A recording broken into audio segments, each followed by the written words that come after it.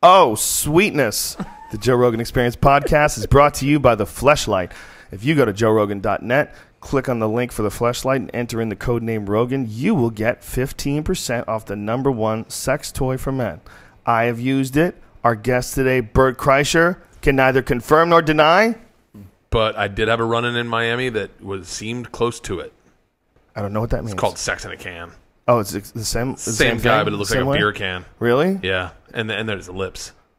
You got a lips version? Yeah, which is not cool. You have some dude looking back at you like, come on, dude, seriously? It looks like a dude's lips? It does to me. I mean, it doesn't look like a chick's lips. It doesn't look like a chick anyway, right? I mean, it's in a well, at least a vagina you can guess. Yeah, I vote for, I think they have one form of it where it's like anonymous. It's neither a butthole nor a vagina. It's just sort of a hole, which is probably the best move. Just a hole, a nondescript. No one's looking at it, getting turned on by this little circle of fake vagina. Just like a hole like you're in Thailand on vacation. That's what I'm talking about, dog.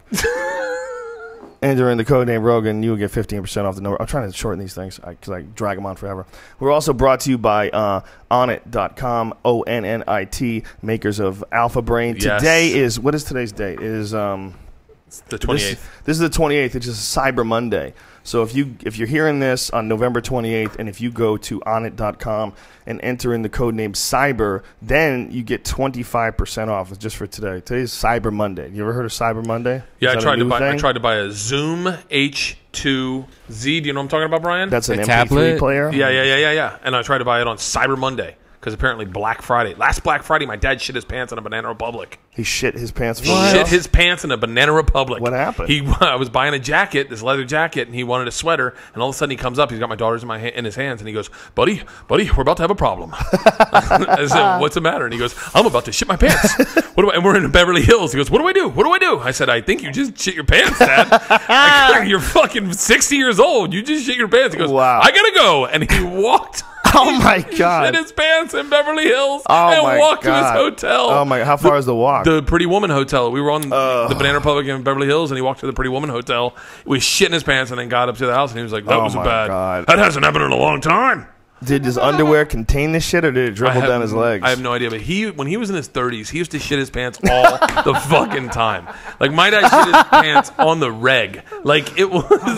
On the reg? He shit... If I had a nickel for every time... And this is before cell phones. Listen, this is too good of a story to use up during this commercial. Oh, come on. We're in a commercial. Okay, we're going to tell it. We'll play the music, and then I need to hear about your old man shitting himself. Okay. I really do need to hear this. But we need to get this out of the way or people go fucking crazy. So, anyway... Today, Cyber Monday. We're going to get right back to your old man shit in the pants story. Just people have been complaining so much about the length of these commercials, and I agree. That's why I'm continuing to drag it out right now.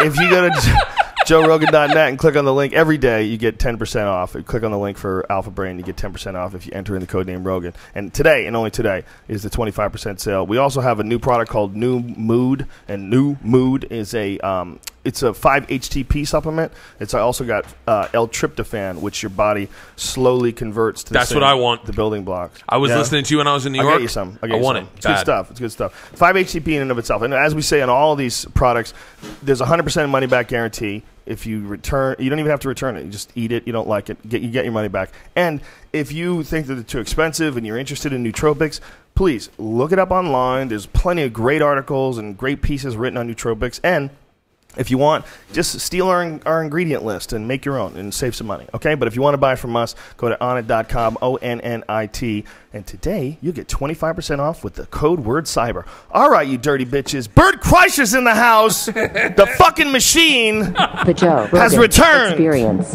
Train by day, Joe Rogan podcast by night, all day.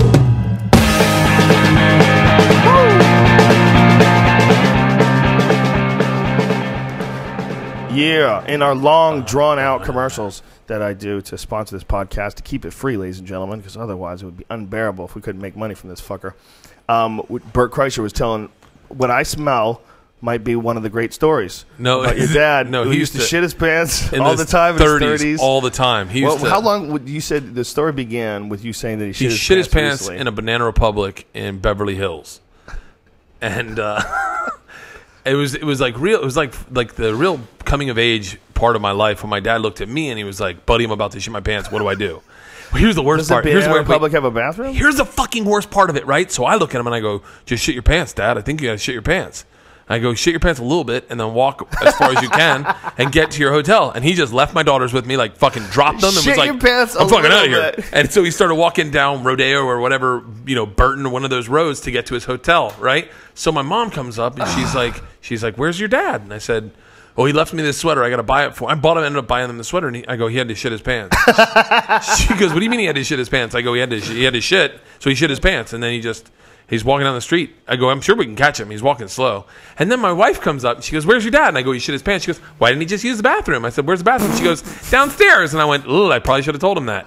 And so you didn't think there was a bathroom there? I don't know. I was in panic mode. It was Black Friday. And I'm waiting in line too. And I got a leather jacket on sale. Well, it's even worse, I think, if you shit your pants in line for the bathroom. Because then everybody's going to know. If there's a big line of people and you just, you're just dumping your pants. Then you're like close proximity to other people. There's no way to play off shitting your pants. When you shit your pants, I say this, shitting your pants is a lot like getting a DUI. You roll the dice so much and get away with it that when you do get caught with your hand in a cookie jar, you're like, motherfucker, I never thought that was going to happen. Are you kidding me? I shit my pants. I got a DUI. I do this all the time. Why today? Oh, that's so true. So, but in his 30s, he was running marathons and he used to shit his pants all the time. I'm not even saying once a month. I'm talking once a week.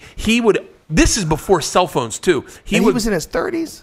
He was in his 30s. I was a kid. We were living in like North Tampa, not in like the nicer North Tampa, but in the shittier redneck versus black North Tampa.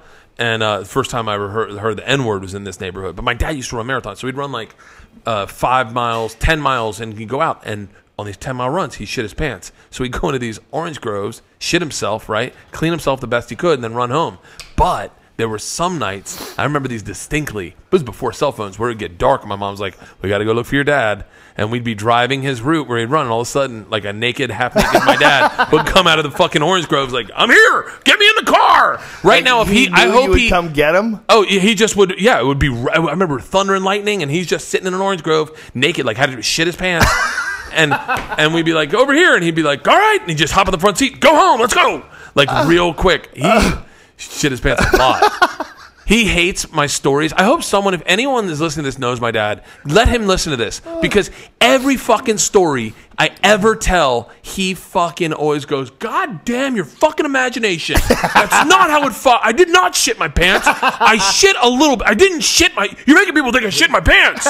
He just squirts. He's just a little squirter. I don't know. Let's call him on the phone. Do it. Let's get my dad on the phone. See, this is a perfect example. My dad and I are night and day human beings. We were telling stories this weekend about like one time, one morning, I thought my parents were out of town. My little sister was 10. I was probably 21. I was drinking a lot at the time because I was, party animal shit. And I was pissing in a lot of places that, like around houses.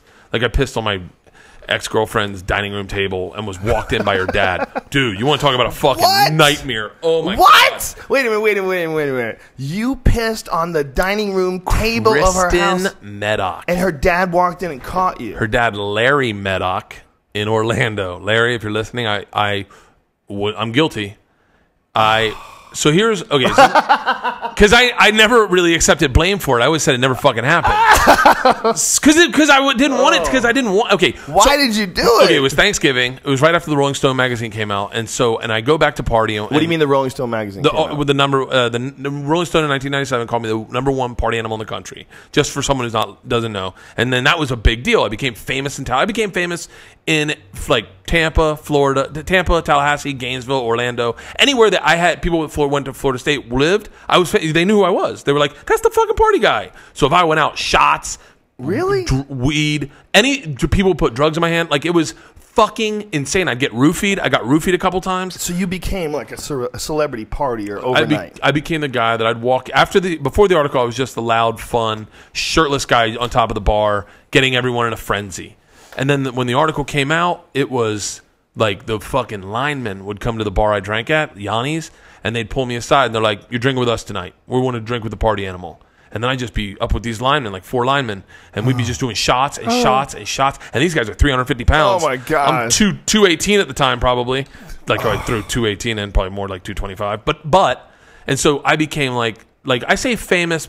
I say like reality show famous, like the way Snooki her first season was, So that's how you were in your town, in Tallahassee. community. If I went right after that article came out, in Tallahassee, definitely. In Orlando, I knew 40% of the bar knew who I was. In Tampa, everyone knew who I was. And that's back when people actually read magazines. It's before reality shows. Yeah. It's before the internet. Before the internet, it's a big one. It's like you were in this, so like I was on. Oprah called and wanted me to be on her show, but she wanted my parents to be on too. And Mom was like, "I'm not going to do that to my fucking parents." So I did everything. I did like fucking. They sent. You ready for this? This is how bizarre this period got. ESPN sent a tour bus with 2 actors in it to come shoot a commercial of partying with me, of what it's like to party with the #1 party animal for the X Games, right? They wanted to and one of the actors was Johnny Knoxville. Fucking bizarre as shit. So Johnny Knoxville, we meet, and he says, "You do drugs?" And I was like, in my head, I'm like, "Yeah, I'm an adult. Let's do it." So we go into this tour bus. I'd never done pills, and so he pours. Like Tylenol and shit? No, yeah, a little stronger probably, like Tylenol PM probably. So he just pours some Tylenols, whatever it was. He pours them in my hand, and so I thumb one, finger one, hold it down, and he gives me 2, and I pop one, and then he starts passing a bong. Oh, so you're being calculated about it. I was like, I don't know what the fuck I'm taking. I have no idea, and I haven't started drinking. I haven't done I'm just like, what the fuck? And it's not like someone might not die of a fucking overdose around that guy. Yes, but this is before Jackass. Right. They were just crazy. This is 5-10 years before Jackass. Yeah, those are wild dudes. And Johnny Knoxville's passing pills around, and he's lighting a bong, and we're getting bong hits, and you got to be careful with that putting guy in videos. He's putting in videos of Bam Margera trying to break a bottle over his head, and he's like, "Watch this," and we're laughing our tits off. This is well before anyone knows what the fuck this is. Wow. And then I look at the other guy. I forget the other guy's name. But I go, "What was that?" And he was like, "Dilaudid. You never had Dilaudid?" Whoa. I go, "What's Dilaudid?" And he's like, "It's like pharmaceutical heroin. It's awesome. You're going to love it." And I was like, "Thank God I only took one." Jesus Christ. That's like what they used to give chicks in the Wild West movies. Yeah. When they had an issue. She's dying. She needs some Dilaudid. It was a little Dilaudid. Yeah. Yeah. And so we end up partying all night. We take this tour bus out, fill it up, dress as women, throw ourselves down the stairs. Dress as women. Fucking one of the craziest nights of my life. That. Breaking beer bottles over our heads. Jesus it was Christ. the craziest fucking night of my life. Get cut? Oh yeah. So in the head? They were fake breakaway beer bottles. Oh, okay. But we had seen Bam do it, and we thought it was funny, so we were doing it with these fake breakaway bottles. But Bam did it with a real bottle? I think it was Bam and his posse, but it was the CKY posse. They were trying to break a beer bottle over their head. How did that happen? That became like a genre of entertainment. Like that Jackass, watch dudes do fucked up things and get hurt. What happened? I have no idea. I don't know, but I've made a living doing it. It started off with Charlie Chaplin falling down the stairs. I guess ultimately it's hitting his wife. Like the Buster Keaton physical comedy. Like I didn't see Jackass 3, but I laughed my ass off at the fucking trailer. There's a bunch of movies that I just haven't gotten around to seeing, and that's one of them. But when that guy walks in the door and the giant hand fucking clobbers him in the face and he goes flying, I'm sorry, that's hilarious. That is fucking hilarious. It's great. It's funnier than... I'm 39 years old with 2 kids, and it still makes me laugh my tits off. It is like an advanced version of like that Charlie Chaplin shit, right? Yeah, that's exactly what it is. And here's the other thing: it's guys, it's buddies, they're all in it together. They're a team. Ridiculous retard shit. Yeah, like when Johnny Knoxville put a fucking blindfold on and stood in front of the bull. He's out of his fucking mind. And this is after he's already a movie star. And he doesn't need to do it. And he was one-upping them, so they had to do it. And you're just like, this guy's out of his fucking mind. He was doing movies with The Rock, and yet he would put a blindfold on and stand in front of a fucking real bull. A real bull. Yes. Oh, that was terrifying. And the way he got launched, easily a horn could have gone through him. Easily. I got mauled by a bull, and I'll tell you right now, I got mauled by a bull and hurt Bert. It was really? Yeah, this is before. Were you riding it? No. I was a rodeo clown. They just they just taught me how to put the makeup on. They're like, all right, you ready? I go, hold on, I haven't learned anything. And they're like, oh, stay away from the bull. And I was like, that's it? And then they pull the pin. You hear the ring where the gate opens, and a real fucking bull comes out. Like a real bull comes, and we just met in my rib cage, and he broke my ribs and broke my foot. Oh my God! Yeah, and then the producer Tim Scott says, "You say Tim Scott with a little bit of venom in your voice." Fucking, I love the guy, but this cocksucker says to me, "That was really good. That's really good footage. We're gonna do it. We need to do it like 2 more times." And what? I go, hold on, you're out of your fucking mind. After you got your rib broke, and I have broken ribs and a broken foot, and I'm sitting on the ground, wind knocked out of me, just, and he's like, "Well, it's only like 8 seconds of footage." Like, whoa. He goes, we need it to be a segment, and the segment's 3.5 minutes. and we can't make a footage out of 8 seconds. I mean, if you watch it online, they just because I wouldn't do it again. And they just replay it over and over and over. That's pretty uncreative of him that you couldn't come up with some sort of a way to fill that time where you would talk over it and describe when you realized what a terrible idea it was. Yeah, that's what we ended up doing. I can't believe that he was so irresponsible that he asked you to do it again. That's Tim Scott for you. Why were you willing to do it in the first place? I love Tim. He's still a friend of mine. But I don't know Tim. I don't know. It was. But he sounds like a douchebag. No, he's in the Philippines right now. He's not listening to any of this. Good. So, I mean, I'm sure he's a nice guy, but to ask you to do that after you broke your rib in your foot is crazy. It was like a, I don't know, we've talked about this a couple of times. It was like a new discovery of this is me getting mauled by the bull right here. So that's the bull, right? That's not a baby bull at all. And that's me. Now, if you're on the clock, you're probably looking at like, right now it's 4 seconds. And they're cutting this up to make it look longer, but this is exactly how quick it took. Just the bull comes and they go, all right, this is the... fuck. Dude. And then right now I'm trying to run, but my foot's broken, so I can't stand on it. Oh, my God, dude. Like, you got hit by a truck. Yeah, I got hit by a fucking truck. To back that just a little bit, just to the impact. Let it play for a second. It'll start... yeah. Just go to it replays it itself? I mean, it'll replay it, yeah. No, back up a little bit more, Brian, so we can see the impact. Oh, my God. This is the first shot of the day. We haven't shot anything right now. All we've done is we shot me put on makeup. How much does that thing weigh? It's got to be 800 pounds. That's it? I don't know. I don't know. Yeah, I guess. I don't think that's 800 pounds, dude. I think that's a lot bigger than that. Oh, my God, that thing nailed you. It hits me square. I've never been hit that solid by anything. Of course not. I said in the clip, I got hit in the mouth with a baseball bat. I've been hit by cars. I've been hit like in a car accident. But, man, when that bull, its whole head connected with my whole, and we met where my mic was. Right now, this is me going, I'm not fucking doing it again. Look how pretty faced you look. Look how skinny I was. Oh, my God, dude. They show it like nailed. Oh, my God. Look at that impact. I know. Holy shit. And you're lucky the thing didn't stomp on your head. Wait, watch. You can see where it breaks my foot. It doesn't look like those. Look, watch. Right here you go. Down my leg and step on my foot. That's the hoof print. All I thought was, please, God, just get this bull away from me so that I don't speak with a slur for the rest of my life and have a hoof print on the side of my head. I do, don't I? Yeah. Guys playing football. All they did is they got by him. You got more cushioning in your face. It's filtered from your beard. Yeah. Front of him a little long. Dude, you got jacked. I mean, you were right where you should have been. He did really well Christ. For his first time. How many times these guys have been hit? These are professional. Oh, this guy's fucking. We got like dressed fighters together, and he was cut like all stitches, broken bones. What a crazy way to make a living, man. Yeah, I don't know how we. Okay. So wait, I'm gonna bring it back to where we started. Okay. So that is my connection with Jackass, and then I did a show very similar to it for 6 episodes. We did 6 episodes. But I met Johnny Knoxville after the Rolling Stone stuff. The Rolling Stone stuff was crazy. When that came out, it was like being famous. Cut back to how I pissed on my girlfriend's table.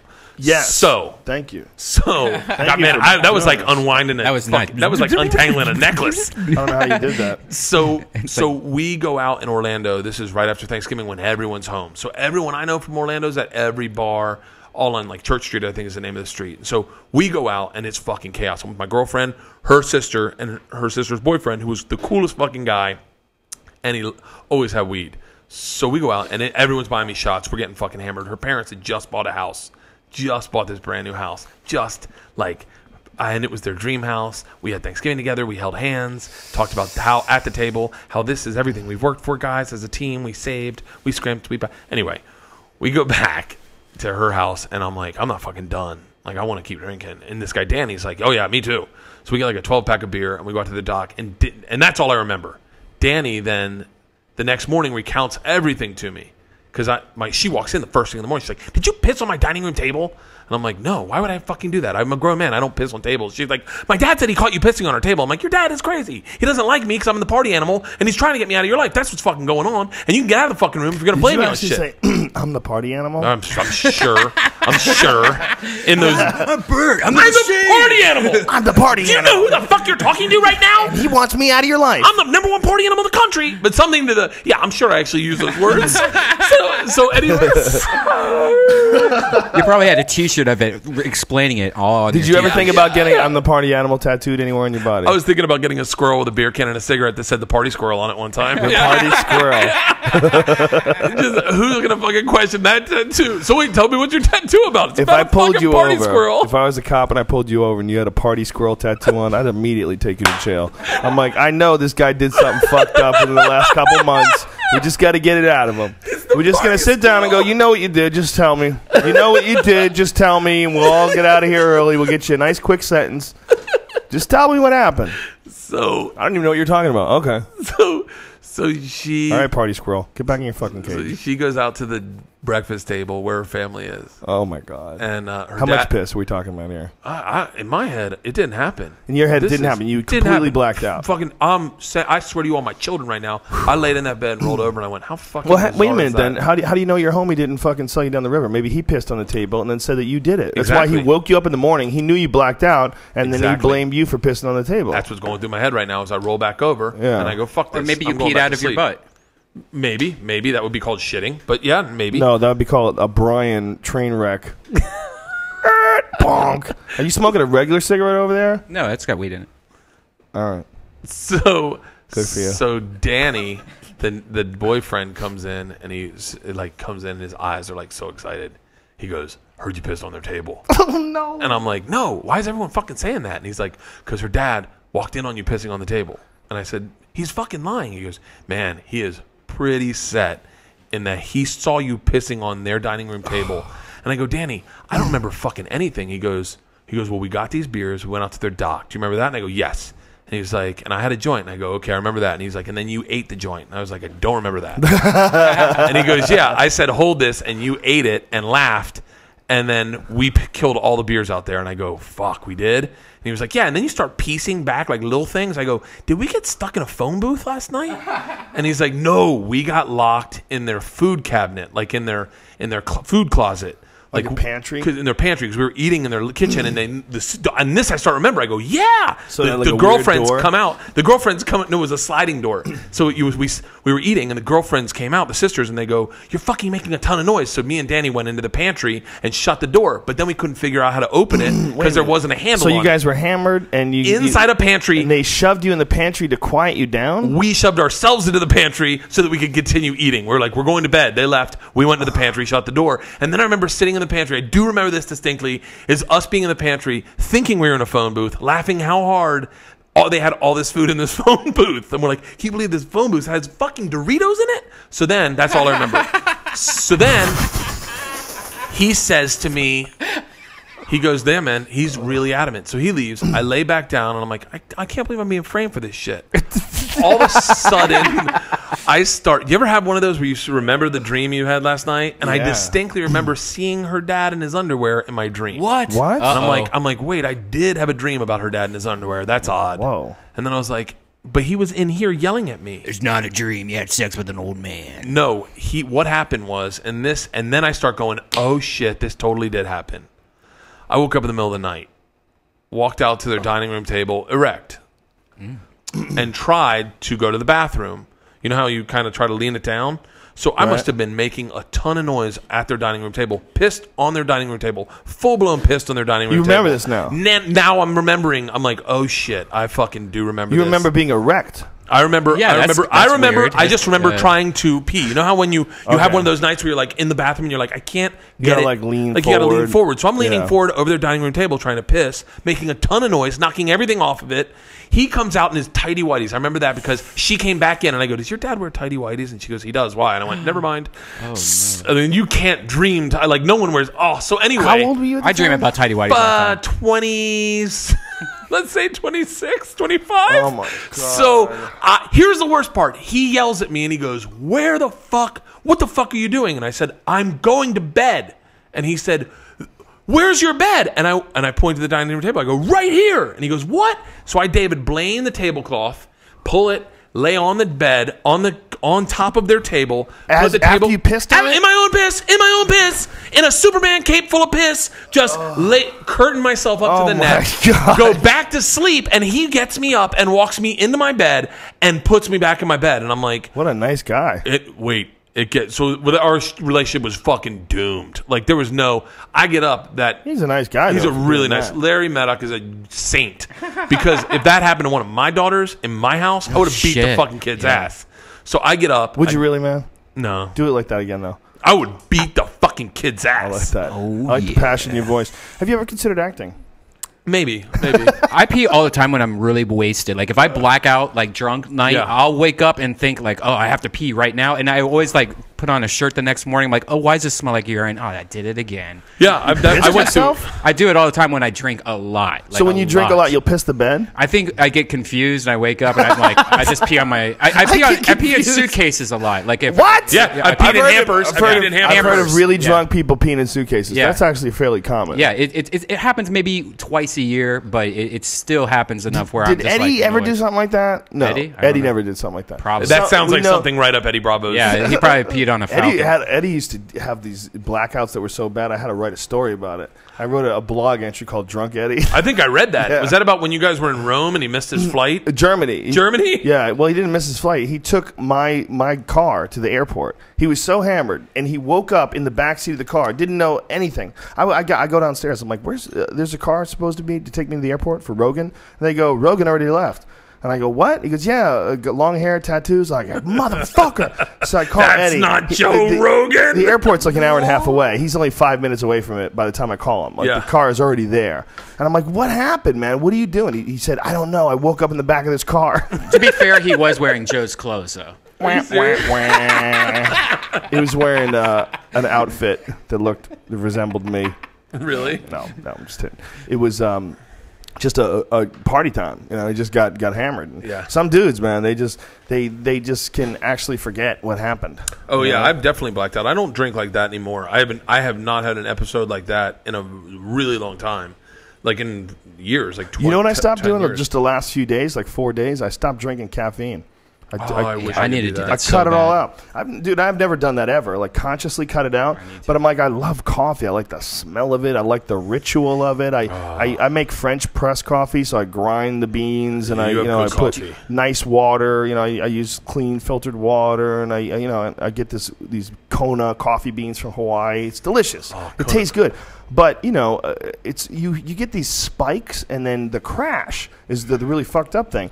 And the last couple of days, I've had no caffeine, like the last 5-6 days, and there's no crash. It's weird. It's like you just. Do you crave anything else? Do you like find yourself like eating tons of chocolate? No, but I want to drink the coffee. Like, and it's not that I need it. It's that it's a ritual. It's etched in my mind. Yeah. Like, I'm at Barnes & Noble buying a magazine. Let me just get a cup of coffee. I thought you were going to say, I got to take a shit. Yeah. If I go to Barnes & Noble, I got to take a shit. Yeah, Barnes & Noble has some of the worst shits ever. You walk into that bathroom. If you have to pee, God bless you. God bless you in your nostrils. You smell some coffee shits. Bunch of people with...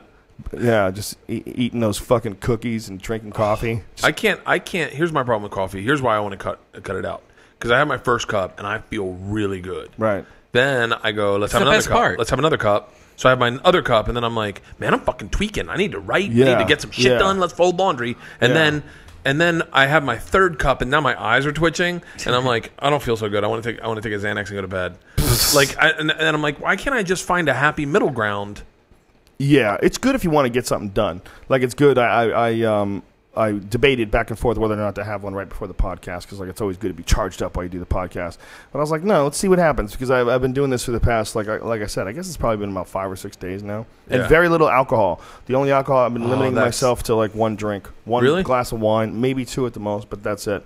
I read this thing recently about drinking, about like going out and getting fucked up, and how bad it is on your muscles. Take these off while you do this.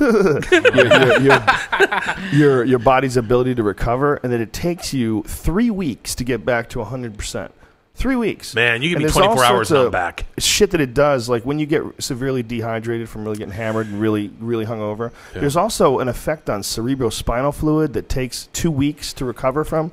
So there's like all these different things, different processes that happen when your body gets severely dehydrated and severely fucked up from alcohol. And there's like this rebuilding process that's like, you know, it takes a long time. And if you're fucking hitting it hard all the time, you're really never giving yourself a chance to recover. That's why, you know, people look prematurely aged.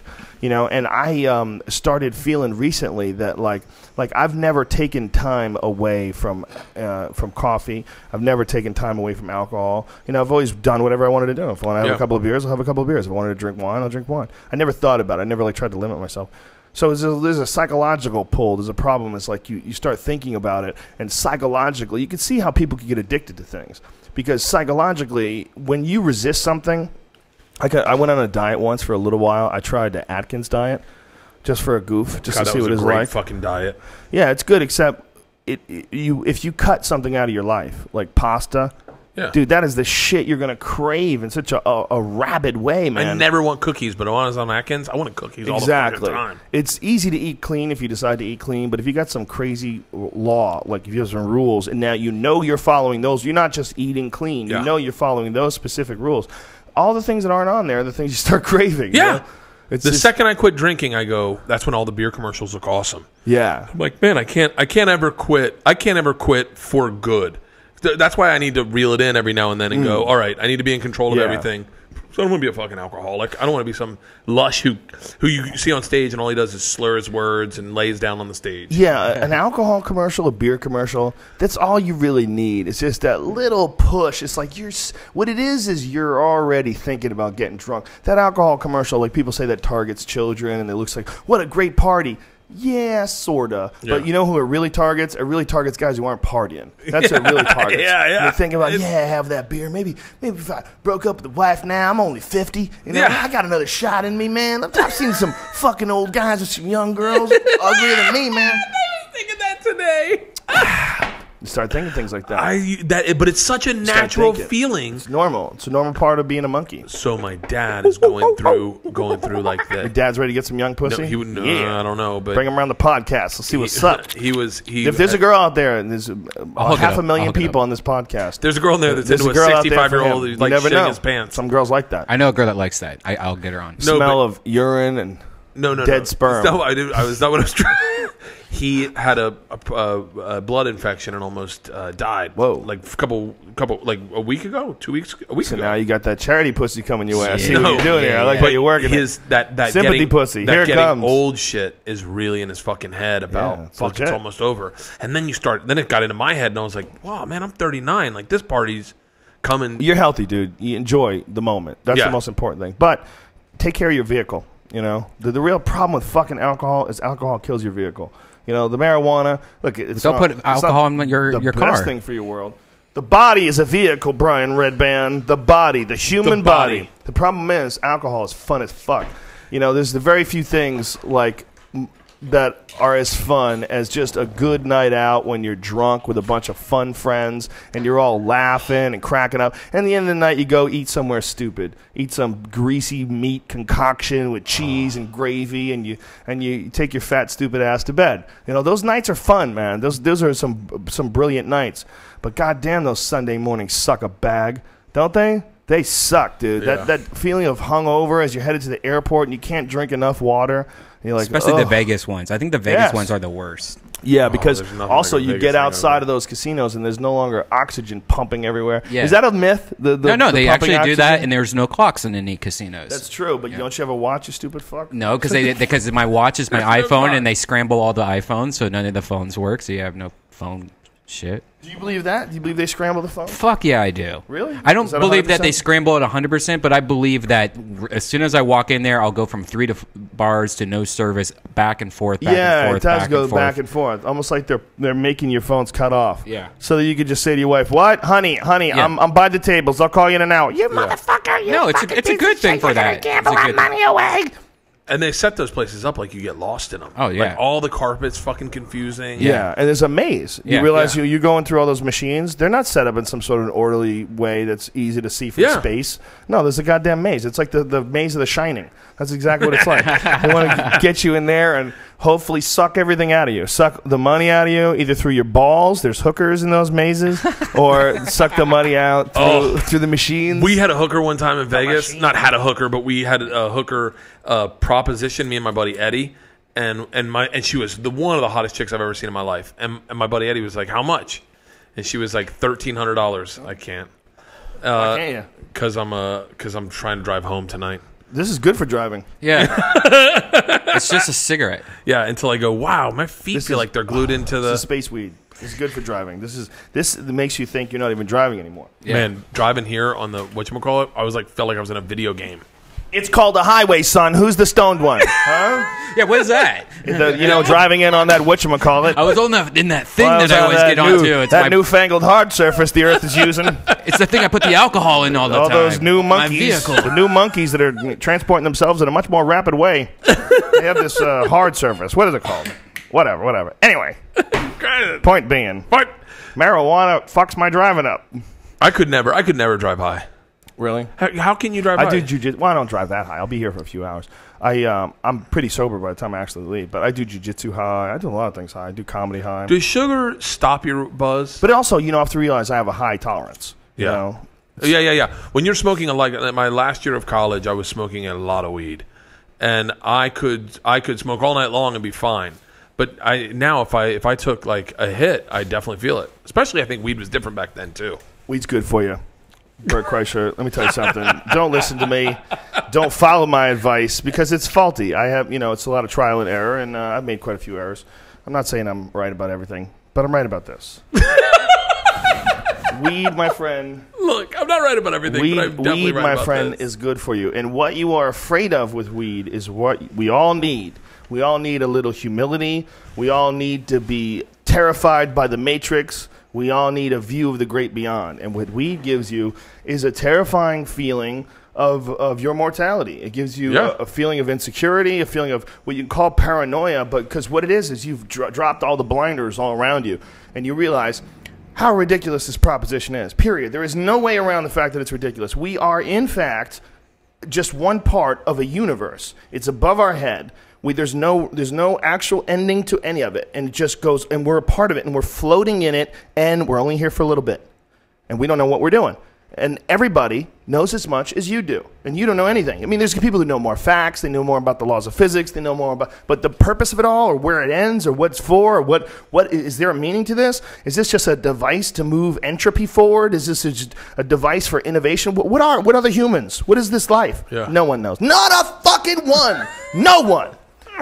That's why you need marijuana. It's out. Shit. Here. Because marijuana lets you know, man. I got a lighter. That's what a beer commercial lets you know, dude. That's why we need marijuana commercials. It's not bad for you. It's just bad for pharmaceutical companies. Yeah. Those fuckheads. This is supposed to be America, land of the free, home of the brave. You're locking people up for a plant that makes you silly. There's nothing fucking free or brave about that. That's bitch moves, right? That's a bitch move. That's the only person who would lock you up for weed. If you had to create your own society, if it was Bert World, and you had, there's 100 people, and you claimed that you were the king of Bert World, and you got to establish all the laws. Could you imagine if you said no pot? You'd be like, fuck you, Bert. Yeah, I'd allow pot. Yeah, 100 people. I'd make everyone shave their heads. I think we all need to live like they live in Afghanistan, man. Just warlords residing over small pieces of land. Do you think you'd be a warlord? I don't know. I'd work for one, maybe. That's better. You don't want to be the guy in front. You don't want to be the figurehead. You don't want to be Bush. You'd rather be Dick Cheney. You know what I'm saying? So you find a warlord in your what I would do is community? I would teach the warlord jiu-jitsu or something. I think hang you'd out be a with blacksmith. the warlord. I see you as a blacksmith. I always wanted to learn how to make one of those samurai swords where they fold the blade over and over again. I would take a trade. That's what I would do. Really? What I'm saying is that I think we really would be better off. If you want to have any government at all, it should be very local. But just a small group. Yeah. And then the only time the federal comes in is when the groups start arguing. And then the federal comes in and goes, dudes, relax. We're all here temporarily. Keep it together. Hundreds of people, not millions. That's I wonder ridiculous. what I'd do in a warlord. Brian, where do you think you'd fit in a warlord society? You would dominate, Bert Kreischer. What are you talking about? You would be I'd the make life of the party. saddles. I'd be the I'd life make of a party. I'd be the saddles. guy by the fire, lighting the fire first, putting it out at the end of the night. Like going, I don't know why I'm all of a sudden in a fucking village with a fire. I'm sure we still have Because houses. that makes for an awesome story. Yeah. That's why Conan the Barbarian was always cool. I would make 13 saddles. years old. When I was 13 years old is when I became addicted to Conan the Barbarian books. Yeah. The Robert E. Howard books. Really? You ever read them? No. I didn't even know there were books. Oh, brilliant books. We've talked about them a few times. So Conan wasn't a man of much words. Like, what did they just write? Was it a lot of, like, narrative? Oh, that's not necessarily true. In the books, he talked.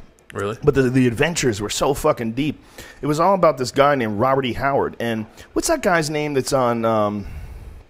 He was in Full Metal Jacket. He played Pyle in Full Metal Jacket. Oh, Oliver Graydon? Wait, Vincent D'Onofrio? Vincent D'Onofrio. Thank you very much. Yeah. Vincent D'Onofrio played this guy, Robert E. Howard, in a movie about his life. Because Robert E. Howard was this like really eccentric character who wrote all these fantastic novels of fantasy, but like lived with his mother in his 30s and killed himself. Yeah. But he was responsible for Conan the Barbarian and Crow the Conqueror and all these different fantasy books this dude wrote. They were fucking awesome, dude. When you're 13, it's a 13-year-old boy's version of Twilight.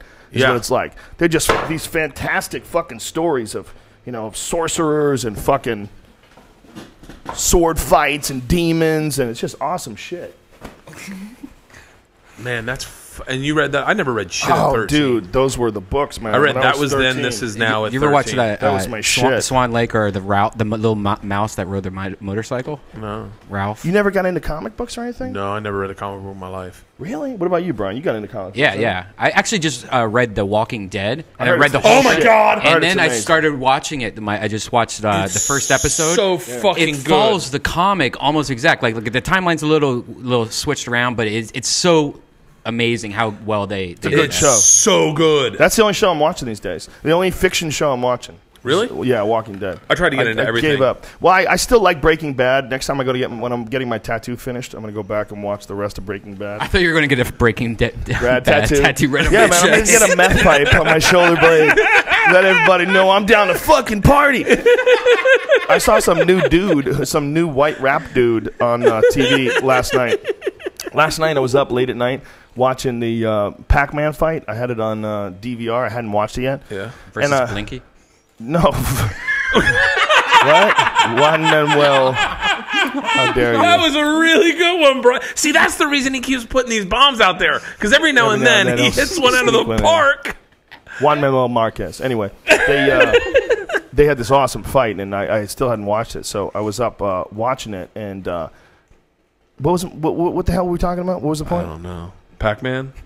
No, it was before Pac-Man. What was the Breaking Bad tattoo. You're getting your tattoo. It's the only shows you watch. God damn it. I completely forgot what I was talking about.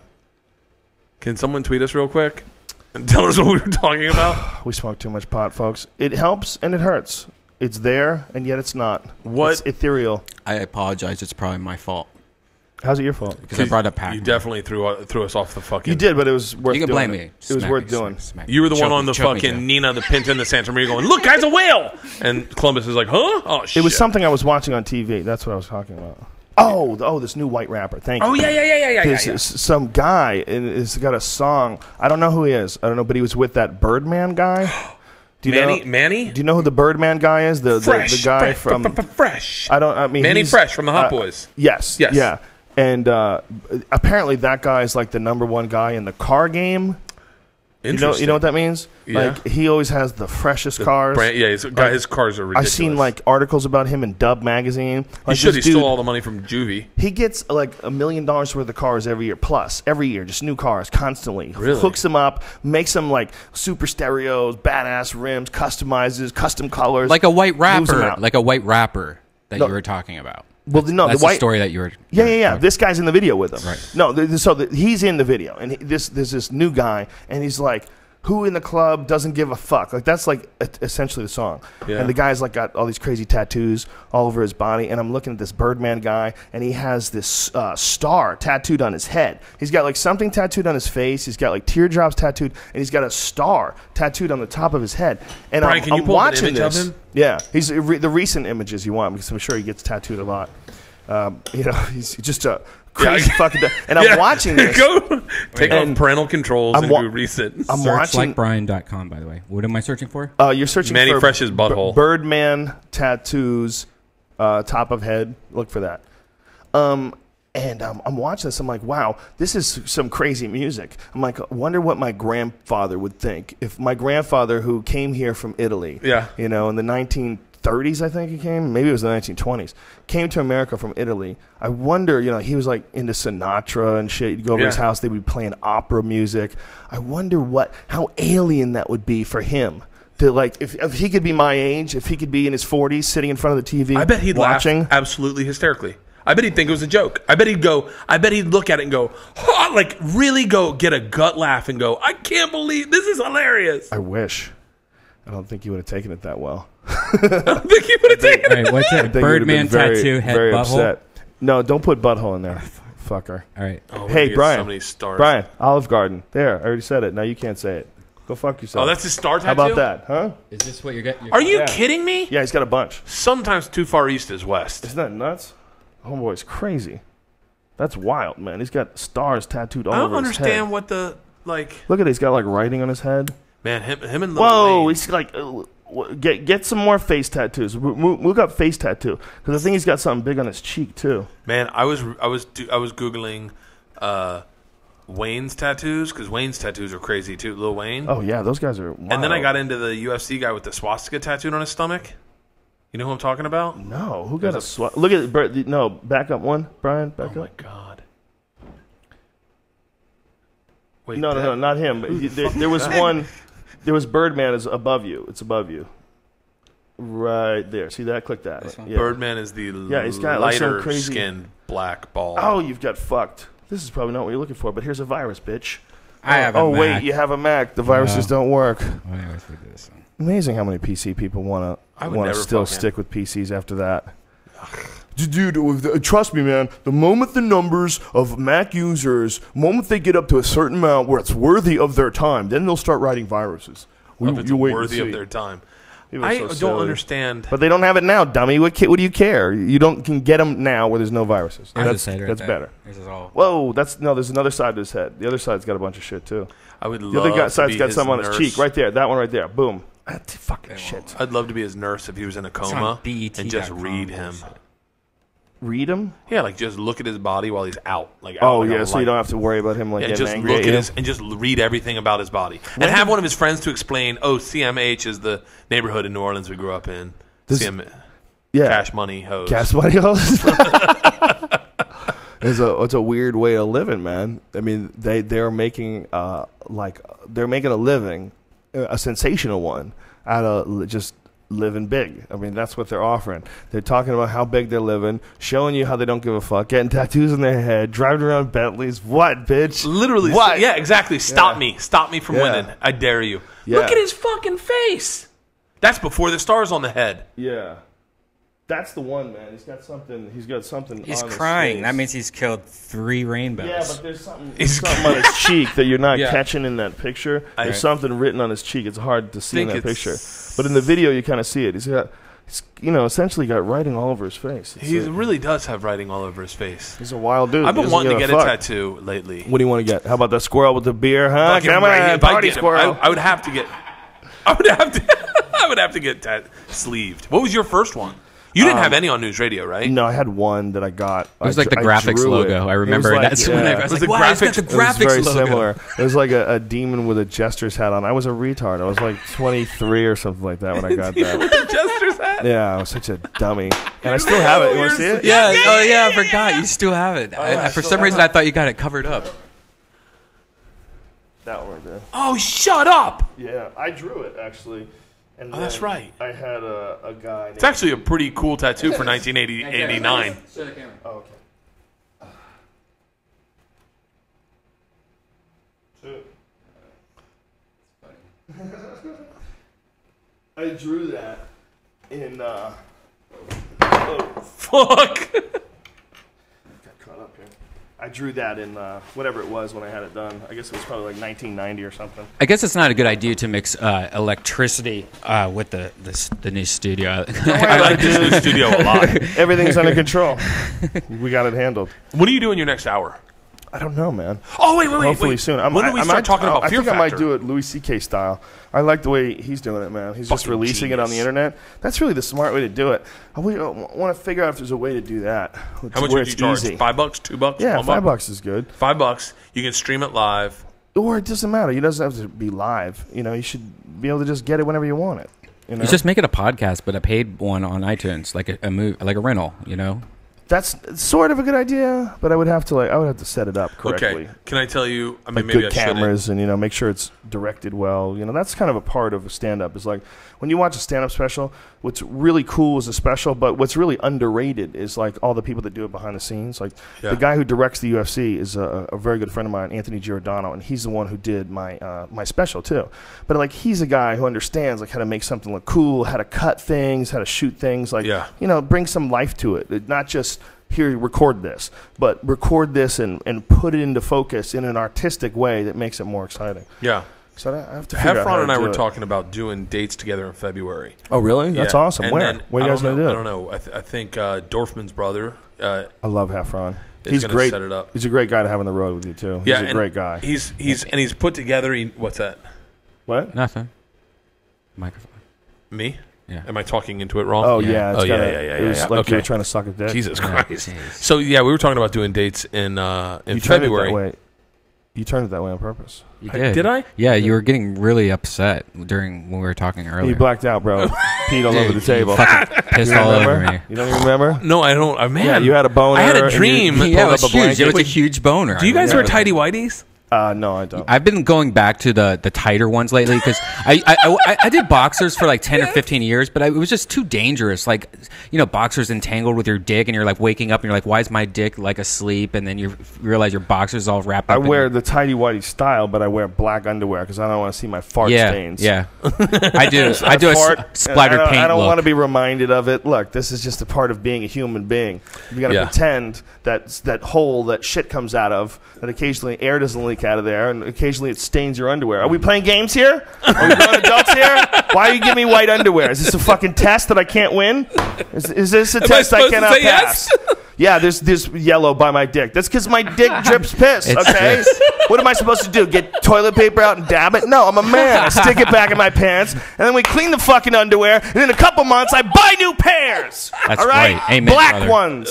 Amen. Black ones. And I don't need a fucking hole. Somebody please provide a solid pair of underwear without that dick hole. That dick hole is useless. It's just more embarrassing than anything. Like you're fucking like getting UPS guy looks of your penises. The only way you should use that dick hole is if you have ugly balls. If you have some like pomegranate looking balls. If you have some deal breaker balls. You're like, listen, baby, I got a pretty dick, but I got some balls that'll scare the fucking paint off your car.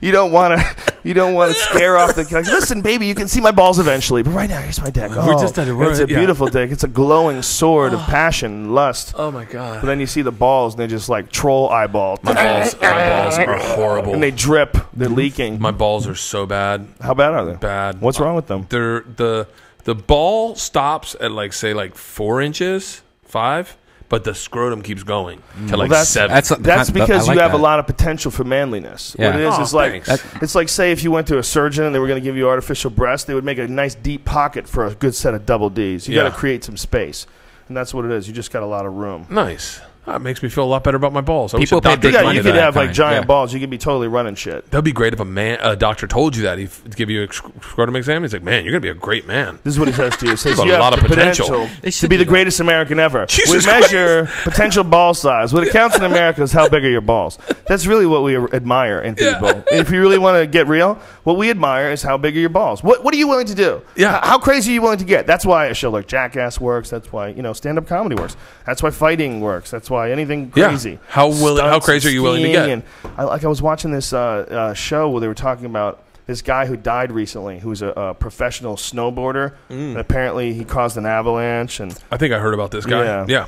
I believe it was. I mean, it's happened more than one time. Where these like extreme athlete. They go backcountry, dropped off in a helicopter. Yeah, man. Like, whoa. Like, what the fuck, dude?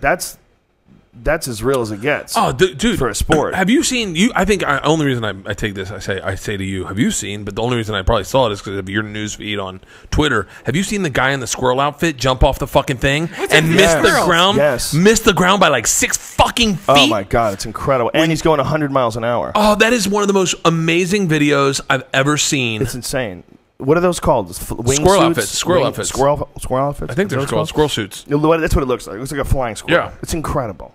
It's one of the baddest things I've ever seen in my life. You have to be absolutely fucking fearless to do that, because one mistake, one miscalculation of the terrain, where you don't pull up in time and you slam into the fucking mountain, you're done. At 100 miles an hour, you are flying. That is a game changer. What a crazy idea! Who is the motherfucker that tested that out? Oh, it was when I jumped out of a plane with Rachel Ray. I was fucking hardcore panicked. Oh, you should be. But I was like, man, when you're screaming at the earth at 100 miles an hour, there is a fucking surreal moment where you go, all right, this is it. Oh my god! If this chute doesn't open, it doesn't open, and I die with some dude strapped on me like a rape harness. Some horrible fucking. And Rachel Ray goes home and eats pie. That's a guy. Rachel's a gangster. Rachel does that shit. Oh, yeah, he's got my back. He's got your back permanently. Yeah, he's stapled to your back. He's literally harnessed into you where you can't get rid of the guy. And it's the most uncomfortable position to have a man in. Sitting on a man's dick on the flight up to get to 13,000 feet so you can jump out, and you're trying to have your own little moment, but you got some East German with his arms around you, holding on to you, like going, let's tighten you up, tighten you up. What a crazy fucking activity. But that is 26 people died, and it was like 2006 was the last year we looked at it. An alarming amount of people die skydiving. Yeah, an alarming. Like when that morning I woke up, I was at the W in Union Square, beautiful hotel, and I think, what could go wrong? I'm going to just check the odds and see how many people die skydiving.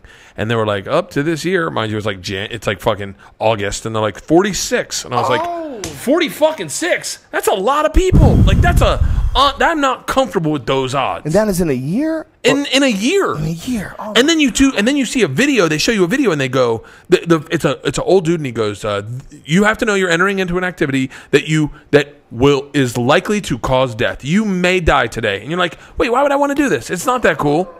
Yeah, it's not that fun. Like, I don't want to fucking die.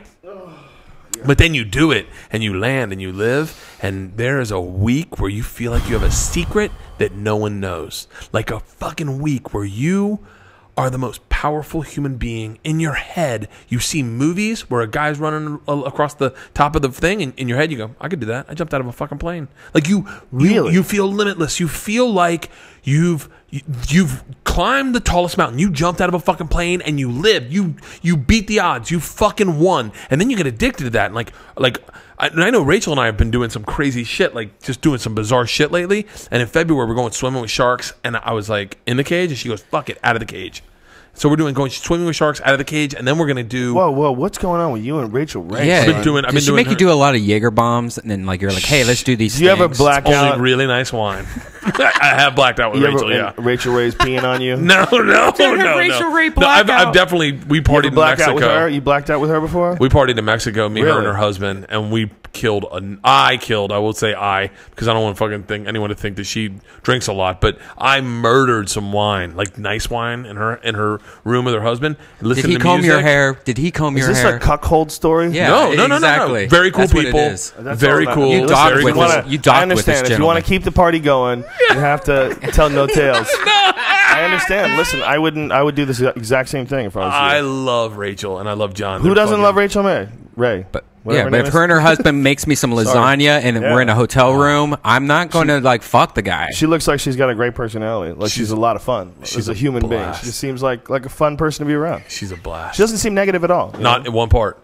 Yeah, I don't think I hear. She's a rare person too. That's like a celebrity that you don't hear people criticizing that much. I don't really hear people talk shit about Rachel Ray. No one does. They like her. She's great. She has a loft down in Soho. You go over. She has parties. Really? They videotape the whole shit for her show, and then she'll cut the cameras, and then she'll let's talk shit. I saw Ricky Gervais the other night. Like just like really gossip about comedy. About comedy? Yeah, she loves comedy. She fucking loves comedy. Wow. And I guarantee you, she's on a treadmill or an elliptical right now listening to this. Oh shit! If you had another life, yes, I love these. I love these. If if young Bert had gone left instead of right, yeah. One day, it just by some weird stroke of luck, a 30-year-old Bert meets who knows how old she was. You're both single. Yeah. What do you think, man? It's happening. You think that would like if we're not famous? If you guys had met. No, not that I'm famous, but I'm like saying like just on parallel universes. I meet her at a bar. Right. Oh, that's your dream girl? She a dream girl? She's be careful. Your wife. I know, my wife's listening. Your mother. I'll tell you this. And your son. Rachel's the kind of chick that you... Who? He's got a son? I got a son? You don't know about him yet. That's right. Oh, my God. She's the kind of chick that I will say that any dude that met her in a bar would love her in a heartbeat. She's fun. She's so cool. Now, does that threaten your wife that you talk about her like this? Yeah. Really? Yeah. Damn. Because there's nothing, you can't say anything bad about her. And usually I'm pretty honest about everyone, and I'll find something that I go, oh yeah, but you wouldn't like this about her. But I go, with Rachel, it's like everything you love everything about her. She's cool. She fucking gets it. Like you can tell a joke to her. Like we got 2 bodyguards to go to Mexico. We each got bodyguards, and then it's so scary. It was so great. Whoa. And I told her, I said, what is that? Who are the bodyguards, man? Mine was Edgar, and hers was, I think. Do you ever worry that the bodyguards have like sold information because they've seen Bert the Conqueror and they want you to do a bunch of shit around their house? I doubt it. Cartels will kidnap your ass. Mine didn't speak any English. No? None. But I as a joke, I go, oh, let's take our bodyguards down to the beach and make them fight. And she laughed. She was like, oh, it would be fucking hilarious. Like as a joke, right? Right. But you tell it to some people in the industry and they'd be like, come on, man, let's not be disrespectful. They're working very hard. They tell you the politically right answer. She just laughed and she's like, oh, that'd be funny. Like just a real cool. But wait a minute. You're talking about 2 trained killers. 2 trained killers. It's natural to see which one would kill the other one. There's nothing wrong with that. She's correct. To take them down to the beach. She's correct in her interests, and so are you. Yeah. Doesn't mean they should do it. And then we get to pistol whip the loser. Whoa, that's where you want to cross the line, mister. Not with me. Really? Oh, there's no line. Oh, come on, man. We're in Mexico. Shit's going down. But do you think it's weird that there's a third world country that's connected to us? I mean, how crazy is that? Where we got fucking everything over in Afghanistan right now, Yeah. Think about all the soldiers we have over there. Meanwhile, right next door is a third world country with a drug war going on. It's like having ripped arms and a perfect chest, but then just a gut, like no. Yeah, and a rotten asshole and a small dick. Yeah, a broken small dick. Small dick that doesn't even work. Like we cut it off. Like it goes. Money, money, money, money, money, money. Stop. Yeah. Like you do not get the money. Well, there is money in Mexico, but the big like Mexico City and stuff like that. I mean, there's really nice sections of Mexico City. We were in San Miguel Allende, and it was a very fucking nice. They showed the HBO special, the 24/7 with Pacquiao and Marquez. Yeah. And they showed like Mexico City. Like Mexico City is like a real city. It's a high end city. It's fucking huge. I think Mexico City is the biggest city, in fact, in the world. It's really high up. The altitude is high. Mexico as shit. City is really. I'm guessing. You might have just made that up. I know that the air quality there is fucking terrible. So then it's really hard to breathe. I think it's a smog issue. It's real bad. There's more people in Mexico City, I think, than any other city in the world. I might be out of line, though. I think it's close, though. Whatever it is, it's top. It's right up there. But it's bigger than any of the American cities. It's a massive fucking city. Yeah, and I mean, you figure the quality of life there it's got to suck, right? Well, in some areas, yeah. They showed Juan Manuel Marquez's place. Like he had fucking a Mercedes and a Porsche. How do you have that right next to all that shit? You got to live dangerously, son. Because you're flaunting in front of a large population of have-nots. Large population of have-nots who don't. Yeah. Who I'm assuming their have-nots are 10 times worse than our have-nots. Yeah, the difference between a Marquez who's rich in America. Juan Manuel Marquez is a world champion boxer, a famous athlete in his country, loved by millions of people. One of the toughest boxers on the fucking planet. In this country, in America, he's rich as fuck. In America, he's made millions of dollars. In Mexico, that must be staggering. Like the difference between him and in America, him and a minimum wage worker is substantial, but it's almost you could see it in the distance. Insurmountable. Somehow it's possible. Yeah, insurmountable in Mexico. In Mexico, it's insurmountable. It's insane. It's impossible. How could someone stay in Mexico and what are the percentages of earning the amount of money that this guy's earned? Like this is insane. And so for him to be flaunting like in Mexico, it's like, wow, it seemed to me. I don't know anything about the culture. I'm talking about my ass. I bet it seemed extravagant. But I bet what we're not putting into this is that he is a Mexican icon. Hero. Yeah, he's a hero. Yeah. No one's fucking with him because he is the golden boy to them because he represents them every fucking day. The guy who came from nothing, who got somewhere, and I bet that is what keeps him safe. I bet no one touches him because they go, what are we going to fucking take away our Adam Rodriguez, whatever the fuck guy's name is, baseball. Juan Manuel Marquez. No, I meant like our Derek Jeter. Yeah.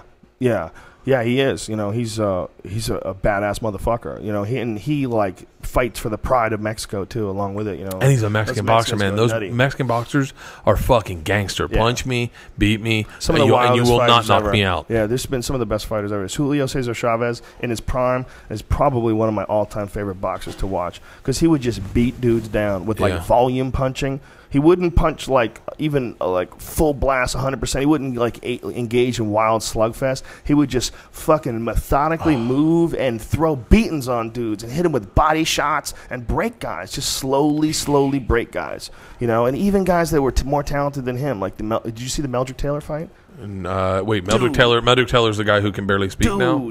Dude, what a fight that was. What a war that was. I did see that. Meldrick Taylor was boxing Julio Cesar Chavez's face off for most of the 12-round fight. And then towards the end, Chavez connects and starts connecting on him in the final round and nails him with a right hand and drops him. He gets up with like 3 seconds to go or something crazy like that on the clock. Richard Steele waves it off, and he calls the fight. So Chavez came from this beating by this young, incredibly fast, like technically sound Olympic boxer where he was just getting lit up. Yeah. And it looked like, wow, like, you know, he's just too good. He's too good. You know, he's too fast. But Chavez just slowly kept methodically breaking him down, slowly breaking him down to the body, and then eventually overcame him in the very last seconds of the fight.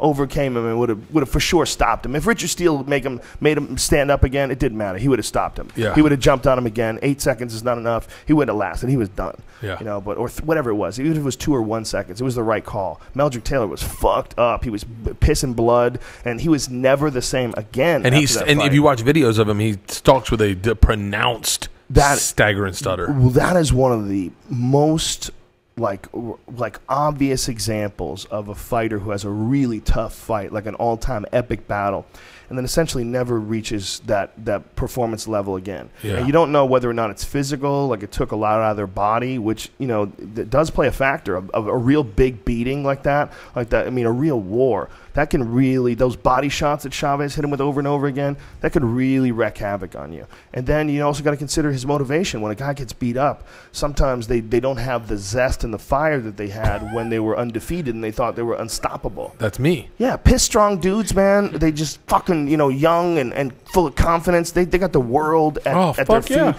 They feel like I've run into so many guys, especially in the UFC, these young guys with this incredible confidence. And then you see them have a really tough fight. You'll see them have a really tough fight. And then you'll see them re-engage and sort of look at this a little bit different and go, okay, you know what? Everybody's vulnerable. Okay, let's not get crazy here. Let's not do something stupid. Yeah. If we're going to do this, let's do this intelligently. And the ones that think that way, they have a long life in the sport. And the ones that don't, those are the ones that, you know, they have a few epic contests where they essentially have a really, really difficult time recovering from, whether it's psychologically, whether it's physically.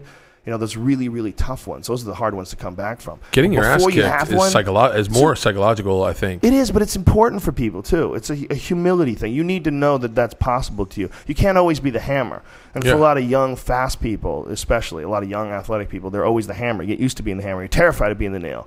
You know, and once you've taken some shots before and you understand, like, this is a give and receive, bitch. This isn't just a give. Yeah. And sometimes you're going to get fucked up, just like the way you like to fuck up other people. Sometimes you're going to, as long as we can accept that and understand that, then you can look at this whole thing rationally. And instead of thinking, you know, with this crazy confidence that you're on top of. So, guys, games change. And they can change for the better or it can change for the worse. All depending on how committed they are to their goals. I thought I was a badass at 15. Like, badass. Why'd you think that? I don't know. Because I hadn't been beaten up. I was terrified at 15. Really? Afraid of everybody. Really? Yeah. Man, and that's when I really got into Taekwondo.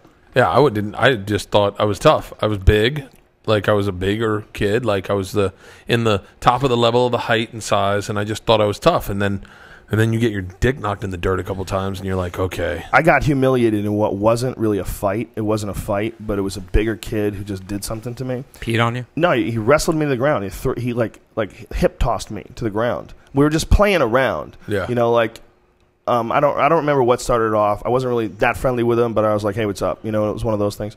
And somehow or another, we're in the locker room, like leaving, and we said something, and we were joking around, and he pushed me, and I pushed him back. We grabbed each other, and he hip tossed me on the ground, and just laid on top of me for a couple seconds, and I couldn't get up. Like I didn't know how to get up, and then he let me up, and he laughed about it. And it wasn't really a fight, but it was humiliating. But it was enough that you weren't cool with it. I wasn't cool with the fact that he could do that. I was like, shit, like that guy just fucking threw me on the ground, and I couldn't do a thing about it. So then I started wrestling. That's when I took wrestling. Seriously? Yeah. I was like, that was ridiculous, because I had an inflated sense of what I could do physically, because I thought that physically I'm a really strong guy. I know how to strike. Like, if anyone's want to get in a fight, I'll fucking kick you in the balls. You have all these stupid ideas in your head of what you're going to do while you're a badass. Then some guy just hip tosses you and lays on top of you, and you're like, I can't get this guy off me. Like I couldn't get him off me. I just couldn't. I had to give up, and he let me up. But it was a huge eye opener, and then luckily he was a nice guy. He didn't beat me up or anything once he had me down. But it was a good eye opening message. That's so funny, because I'd practiced none of the real striking. I had practiced the talking before the fight. You were good at that. Like I would do it in my mirror. Crazy. Like you did. Yes, I'd be like, you want a fucking piece of this? I'll fuck you up. I'll fuck you up 3 ways from Sunday. You want me? And I would practice it, and I would like shirt off and like flex. I think every kid did that. Every one of our kids, all our guys in like there was a gang called the Cavemen. You were in a gang? No. I wasn't. I was in a gang called a roller EPU. skating gang. The Cavemen? There was a gang called the Cavemen in Tampa, and the Cavemen were like these public school kids, but from the rich public school, and they were like they would just get in fights all the time with Jesuit kids. I went to Jesuit, and I was in a gang, not a gang, but a club called EPU, and EPU and Cavemen fought all the time. So from like my junior year until my senior year, even my sophomore year, you always had to be aware of the Cavemen. And so like you'd go to a party and a fight would break out, and it would be the Cavemen. And so then that's when I was like, that's it. I got to learn how to fight. But I never really learned how to fight. I just learned how to talk shit. So what was your opening move? Just to be loud and crazy? Man, let them know that you're in for some dangerous shit. I remember the first time I ever punched someone. It was the first time I ever punched someone was a black dude. It was they had another gang, I think from Robinson. I think it was called. You were in a gang? No. I wasn't in a gang. I was just in a club. Okay. I was in a after school club at my school, and everyone else had gangs. But then our after school club was the one that got involved with the gangs. But it wasn't even gangs. It was just fucking high school kids. Okay. It wasn't like real gangs. So nobody got killed. No one got killed. Just fist fights. Beat up? Fist fights. Definitely, guys got beat up. And then there was one like gang from I think Robinson. I think they were called TWT. Together were you we thump. affiliated with anybody? No. I was a part of this like EPU group. What is the EPU? E pluribus unum. It's on the penny. Ours had like some Latin significance to it. Everyone else was like TWT. Together we thump. The Cavemen. So you were in a gang? Gang is a very strong word for what we were. We were a group of guys who all went to school together. Who like the guys who played football and baseball. And wrestled, and we were like the cooler guys at our school, and we were in this group called EPU that was a sanctioned group by the school. You had initiations where you got paddled, and you initiated into it. But it just happens that the one guy, the head of EPU in like 1988, got into a fight with the Cavemen, and so all the fucking EPU always fought Cavemen. EPU fought whoever in Robinson or Hillsborough. And so at a young age, you realized you had to stay away from those fucking people. So the first punch I ever thought, I heard a fight. This is a story I've told on stand-up many a time. But the short, honest version of it is, I was at a party. Someone yelled fight. And I thought all of EPU, all my friends were going to come and watch it. And I roll out, and it's one Caveman, right? And the whole TWT, Together We Thump posse. Like it's all black dudes and one white caveman. And I stick my head in, and I actually know this caveman. I know his reputation, but he's unconscious on the fucking floor. His name was Mario. He was fighting this guy Donovan. And I stuck my head in. And the second I stuck my head in, they were like, "Oh, here's his brother. Get him too." And they pushed me in. And I was like, "Well, I'm not his brother. I'm not his friend. Like, I'm not on anyone's team. I'm on a different team." Like, but they think we're on the same team because we're wearing the away uniforms, you know? So this guy beat the shit out of me standing. Does that make sense? Yeah. Like, I didn't fall. He didn't kick me. But I never at any point did it look like I won. And I did a lot of trying to talk my way out of it. But while he was hitting you, you were trying to talk to him? I was like, "Man, I'm not." And he just pounded me. And he was like, "Oh," and he was talking shit, like, as he was fighting me, like, just weird shit, like, "You follow me around the mall, motherfucker?" And I was like, "What?" And he's like, "Follow me around the mall, bitch. See what happens. See what happens. This is what's up. This is what's up." And just popping me. And I was like, I got the shit kind of. And so the first punch I ever threw was then. And I go to throw a punch, but I'd never thrown a punch before. I'd only worked on talking shit. So my shit talking was out the door because I'm getting my ass kicked. So I go to throw a punch, but it was more like a, like it was like a, stop, like, in get the name of love before you break my heart, think it over. And I literally, my hand landed in this high top fade. It went into his hair. Okay. And I remember thinking to myself, and this is, now the joke is very different than this, but the truth is, went into his hair, and I held it there because I thought, I'd never touched a black person's hair before. And I fucking moved my fingers around a little bit. He didn't move. And then all of a sudden, the cop showed up. Oh, my God. And the cop showed up, and then all the fucking brothers fucking took off, except for this guy. The cops showed up because they knew there was a fight going on. The cops showed up. Two squad cars, two rednecks. And the other guy's still out cold. Out fucking cold. What'd they do to him? He was just laying on the ground. He was laying. You got there, he'd already been knocked out. That guy, when I stuck my head in, he was unconscious, and this guy Donovan, who is standing over him, beating him, pummeling him. No. And I fucking stuck my head in. Thank God I did. The kid might be dead. Oh my but God. I stuck my head in, and I was like, "Oh, I don't want any of that. What he ordered, I'll take something else." That kind of damage when a guy is out and a guy gets beat up while he's out, and kicked his head. Like, sometimes people never recover. Yeah. That dude that got really fucked up in L.A. at Dodger Stadium, yeah. Yeah, because he was wearing another jersey from another. That shit scares the fuck out of me. Who knows? I mean, maybe he did other things. I don't know why they beat his ass, but they definitely shouldn't have done what they did. What they did was horrific, man. It was a nightmare. I have no idea how that guy behaved, but they need more security. There's no way they should be allowing that many people into a place like that, to a position where that kind of shit can happen. The Dodger Stadium's sketchy. They need to tighten that down, man. When a guy gets beat down like that, like, shit, man, you need to be able to protect people from thugs. There should be a fucking guy code. The numbers are too high. Well, first of all, those people are anybody who would do that is a sick fuck. Yeah. And you know what we're having here, man? It's a classic example of people not caring about terrible neighborhoods. Those terrible neighborhoods have more kids come out of them, and more kids come out of them that want to do fucked up things, and that's just the way it goes. It's just you ignore that part of the country. Yeah. You know what? That's a very accurate statement, because I the other day I realized I don't judge a man based on his skin color in the slightest. I judge him based on their age. Age is the most fucking determining factor. When we were in Amsterdam, I meet a lot of smart young dudes, man. I meet a lot. There's a lot more today, I think, than I've ever met in the past. I meet dudes that are like 20 years old that are on the fucking ball. And that does happen, but you know who's throwing punches at bars? 20-year-olds. Yeah, it's always going to be that, man. There's always going to be a certain percentage of them, but I think not a lot of 39-year-olds throwing fucking sucker punches. There are plenty. You think? There's some losers that never got it together. Yeah, man, you underestimate. There's a lot of go to Vegas, go hang out in those fucking crap dens. Watch the degenerate gamblers at the horse track. There's plenty of 39-year-old men. I guess you can't stereotype anything. Yeah. Yeah, they're just tireder. It's less likely. They don't have the gumption. They get winded quicker. Yeah, they just don't have the gumption to get up and give you a fucking ass kicking.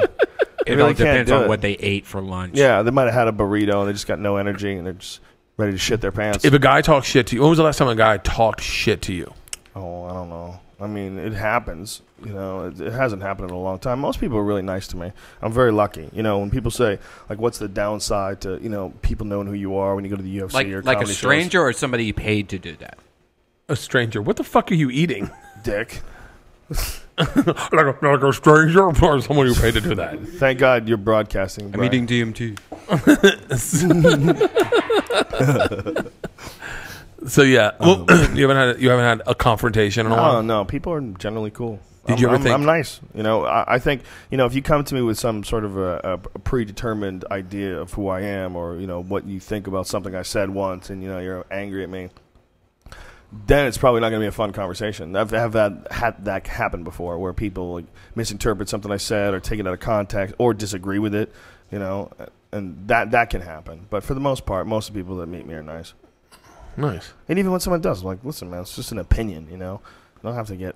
People get so goddamn attached to their opinions, you know. Yeah. And if you just stop and go, who the fuck knows, and stop and go, well, maybe you're right. That clears up a lot of shit, you know. It's really simple. Yeah. And, you know, and then a little Google. Add that to the mix, and, you know, you should be dealing with much less problems. We should have, because of Google, for real, we should probably have, I'd say, a 75% reduction in arguments between human beings. They should be resolved 75% quicker, just from the access to information. Because how many goddamn arguments when we were kids came out of one guy talking out of his fucking ass, and you knowing it, but you not having an encyclopedia handy? Oh, yeah. And you just would fight that. You'd fight that until the day, and it knows that's a cocksucker that thinks that movie went straight to video. It didn't go straight to video. Yeah. They don't even make movies straight to video. That was out in the movie theaters for at least 2 weeks. I know, because my dad told me. Those are frustrating conversations, man. And you never had closure. Kenny Suarez knows that. Kenny Suarez, what did he say? Fucking the movies go straight to fucking video. And I was like, that doesn't happen. It was a fucking nightmare fight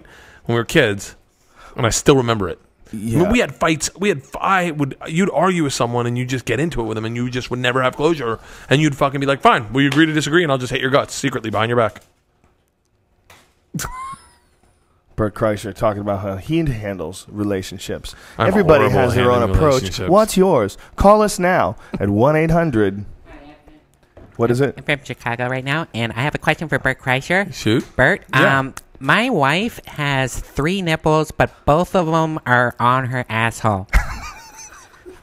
She has 3, but both.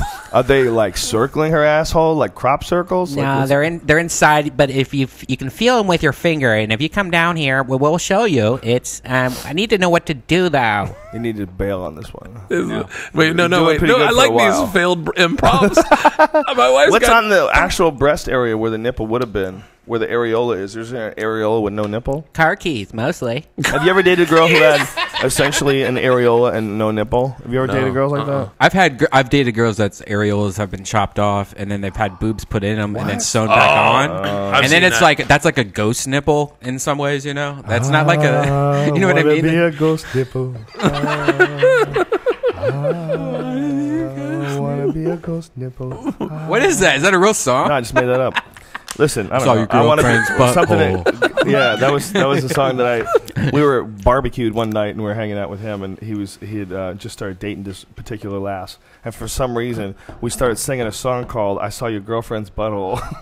Oh yeah, here's photographs of her. Yeah, here's a picture of her right now. That's a distorted picture. No, wait, see, that's a nice picture. It's from Howard Stern picture, but yeah, pretty girl. Yeah. Brian, how'd that happen? How'd you ever hook up with a chick like that? Huh? Do you have sex? Do you have sex? Magic? Do you have sex totally naked, Brian? Yeah, well, when he's not wearing girls' clothes. No, I wear a shirt like the pool. You wear a shirt like the pool? I usually wear a jersey, like a polo. Like, have you ever had sex with clothes on? Well, I guess you have like quickie sex with a shirt on. You know, like Kevin James, I would think would have sex with a shirt on. But he seems like a guy that he's always got a hat on. He's always got something covered, you know? Yeah, Kevin is an interesting guy. Kevin's a really interesting guy. I went to his house one time a long time ago and got fucking blotto in front of him. And I just watched him look at me, like, studying me, like, how does this happen? Like, how... You mean blotto drunk? Oh, yeah. It was me and Gary Valentine. Gary knows how to put him away. Me and Gary started drinking in Vegas and ended at Kevin's house. Many an evening drinking with Gary back in the day. God damn, he'll put him back. He's a good dude. Oh, I saw him one time. Great guys. I saw Gary Valentine one time at the Improv take a shot of a candle.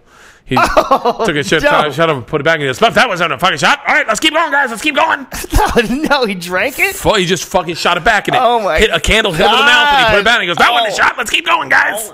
Man, Gary Valentine's a fucking party guy. Christ. Wait, did I ever tell you what happened? Oh, this is my favorite. So wait, maybe I did. Wait, so did I ever tell you what? Do you remember Mike? You know Mike Burton? Mike Burton, comedian, bald, Jewish, probably good body, but not that funny. I don't know why I'm saying that. Good body, yeah. Anyway, like good. So what the way? fuck was that? Wait, no, stop. For carrying stop. things. What was that? Not like it's never mind. Good, He just like, works out. He works out and he teaches Krav Maga. What's Krav Maga? He teaches an Israeli system of martial arts. He teaches Krav Maga right now. So anyway, one time me, Gary, and this guy Scott Henry, and Mike Burton are all drinking at Formosa Cafe. This is like Thursday. We don't have to work. Gary and I are making money. We're doing an act show, and I go, guys, let's go to Vegas. And everyone's fucking in except for Burton. He's like, I don't want to go. Burton was a comic, and he's stopped doing comedy since. He was funny, but he wasn't like that funny. So he goes, I don't want to go. And Gary's like, come on, Burton, let's go. And he's like, I don't want to go. So Gary goes, fuck it, I'm going to my house. I'm packing my bags. I'll meet you guys at Scott and Burton's house in like 30 minutes. So we go. Me, Burton, and Scott go to Scott and Burton's house, and Burton goes, fuck it, I'll go. I go, Burton, this is what you do. Hide in the back of my truck. We're taking my escalator or my Navigator, whatever, in the way back. Hide in the way back. And we won't tell Gary you're going until halfway there. Well, when we get halfway to Vegas, you pop up and go, surprise, I'm coming. So he goes, that's a great idea. That's a great idea. So we fucking pack the car and we're waiting. Gary Valentine pulls up and parks his car, and he comes up and he's like, what's up? I said, hop in, we're ready. And he goes, all right. Scott Henry's driving my truck. Gary hops in the back seat and he goes, where's Burton? And we go, well, he couldn't come. And Gary goes, let me tell you something about that motherfucker. Let me tell you why he's not a good comic, for one. And all of a sudden, I'm looking in the rearview mirror and I see Burton's head sit up in the way back. And he goes, because he's not fucking funny, and I don't have the heart to tell him. He should, and he starts fucking tearing Burton apart. And we are in Hollywood until we get on the fucking 10. All of a sudden, I go, Gary, can you reach in the back and pass me a beer? He reaches back and he sees Burton. He goes, hey, Burton, how you doing? Turns and looks at me and goes, you weren't going to tell me he's in the fucking car? Most uncomfortable. The whole rest of the ride to Vegas, they just spoke in the back seat, just talked, hashed it out, and no one spoke to each other the rest of the weekend. Fucking uncomfortable. There's sometimes dudes will blow up and they don't even mean exactly what they're saying. They're just frustrated with their own lives. Yes. And they find something about someone else, whether it's a minor glitch in their system or whatever, and they just start poking at it, and it's sort of a distraction to turn that same objectivity and insight to yourself. Yeah.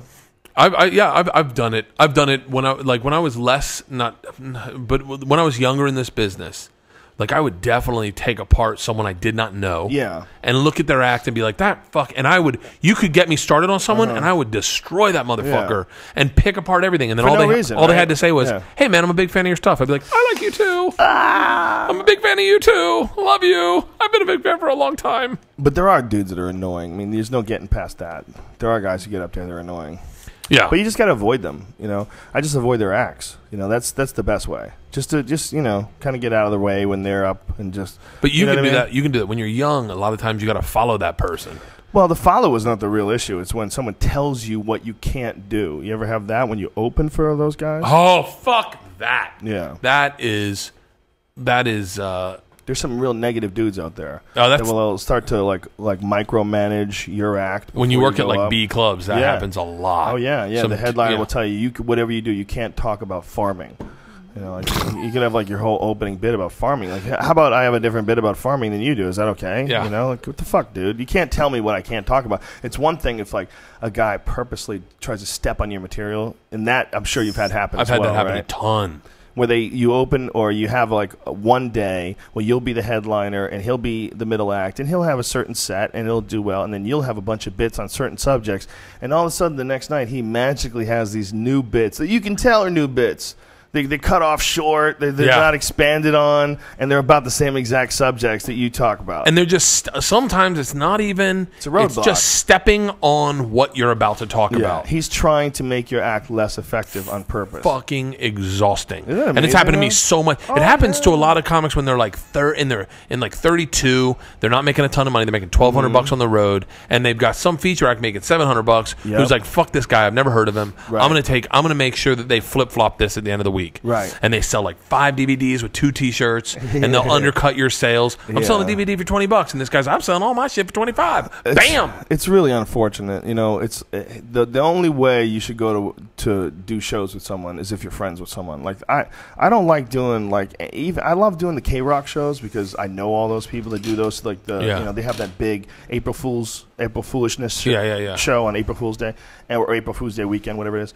And it's always at that huge place in Universal. What is that theater in Universal? It's like 6,000 fucking people. And it's all a lot of people that I don't normally hang out with. Yeah. But everybody's really funny. You kind of know them all from the business. But it's way more fun when you're working and you're working on the road with friends. It's way more fun. Like, there's not like, for whatever reason, some comics want like them to be the only one that is getting the laughs. Yeah. They can't just have a good set, and then you have a good set too. It's a competition. It's one-on-one. Like, I'm the funniest motherfucker in this club tonight. I need to be the one that when they exit, they go, "You were funnier than that guy." They need that. And then it becomes what we were talking about earlier before we even started rolling about being addicted to killing. Being addicted to killing is the worst thing that can ever happen to a comic. Because I heard you and Brewer talk about this maybe 6 years ago. And it was when Dane was blowing up, and you guys were saying that Dane is the perfect guy that's addicted to killing. Yeah. Well, he it's like exactly what we were talking about with your friend. They don't want to stop doing the bit because the bit works, and even though they know it's unethical to continue to do the bit because it's really your story that they're repeating, they can't help it. Because it's so powerful. It's such a weapon to use. Like, if you want these people to love you, you want these people to think you're the funniest guy ever, boom, how about this brilliant impression with this perfect story that is so fucking hilarious. You're going to be holding your stomach laughing at the brilliance of it all. But in reality, he shouldn't be saying it. And there's addicted to killing. It's hard, man, because bombing sucks, and a lot of times people think that bombing is the alternative when it's not. No, the alternative is just not killing, And I think a lot of guys who, especially like I remember Attell never killed. Like, really?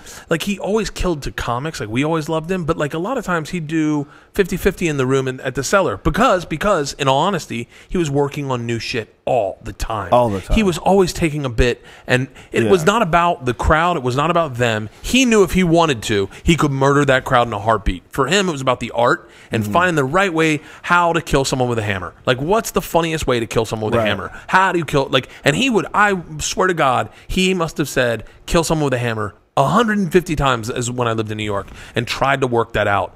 And you'd watch him, and I mean, Louis C.K. It was about him figuring shit out. I worked with Louis right after Georgia, my oldest, was born, and Dave right back to back. And Louis, and I'm saying this in all fondness, Louis bombed in a weekend. He had a rough weekend. But he was doing all the material that defined him as a comic today. That is the murderous, shameful hour that he did. The shameless or shameless. The one that defined the definitive hour of Louis C.K. where you went, okay, he's my new favorite comic. He was doing all that, and he was working on it. For him, it wasn't about killing. It was about getting this concept of being a regular guy, thinking your kids are a dick, wanting to eat whatever the fuck you want, being married to someone who's a little micromanaging, like being kind, like being Louis C.K. He wanted to get that idea out, so he didn't give a shit. I remember going up and murdering as a feature, and then Louis would go up and kind of like struggle and figure out. He was figuring shit out, and you could definitely see he was working. And I remember in my head going, I was so fucking impressed that he did not care. I mean, I'm sure he cared about killing. I'm sure that mattered, but I was so impressed that he didn't. He had a bigger goal, He wanted to create new material quickly. Yeah, he wanted to make. He wanted to change his style. His style was goofy, absurd, kind of. I don't know why, but I think of like top 10 fucking humor for some reason. It was like goofy top stuff. 10 humor. I don't know why I say that. I don't know. What does that mean? But I always thought of that. I don't know how to just say it. Oh, do you mean like one of those like a poll, like top 10 funniest things to happen, like that kind of humor? No. Like, it was top 10, like a top tent. Yeah, like it was like a tent. Like I don't know why I think that. Maybe his hour special had a tent. His old stuff was really silly. His old stuff was silly. Like, it was like goofy. Yeah, he'd go. His joke was like, "Want to see me order anything old dial or diner style? Diner style? You want to see a diner style? Order something, ma'am." She'd go 2 eggs, bacon, and pancakes. He goes, "You want something to drink?" She's like, "Orange juice." He goes, "All right, I need 2 monkeys riding sidecar. I need 2 flapjacks. Take them up. Look at them silly." And he'd do this whole fucking hilarious rant. And then he'd go, "And I need 2 eggs over easy, bacon, and pancakes with some orange juice." Like, and that was the bit.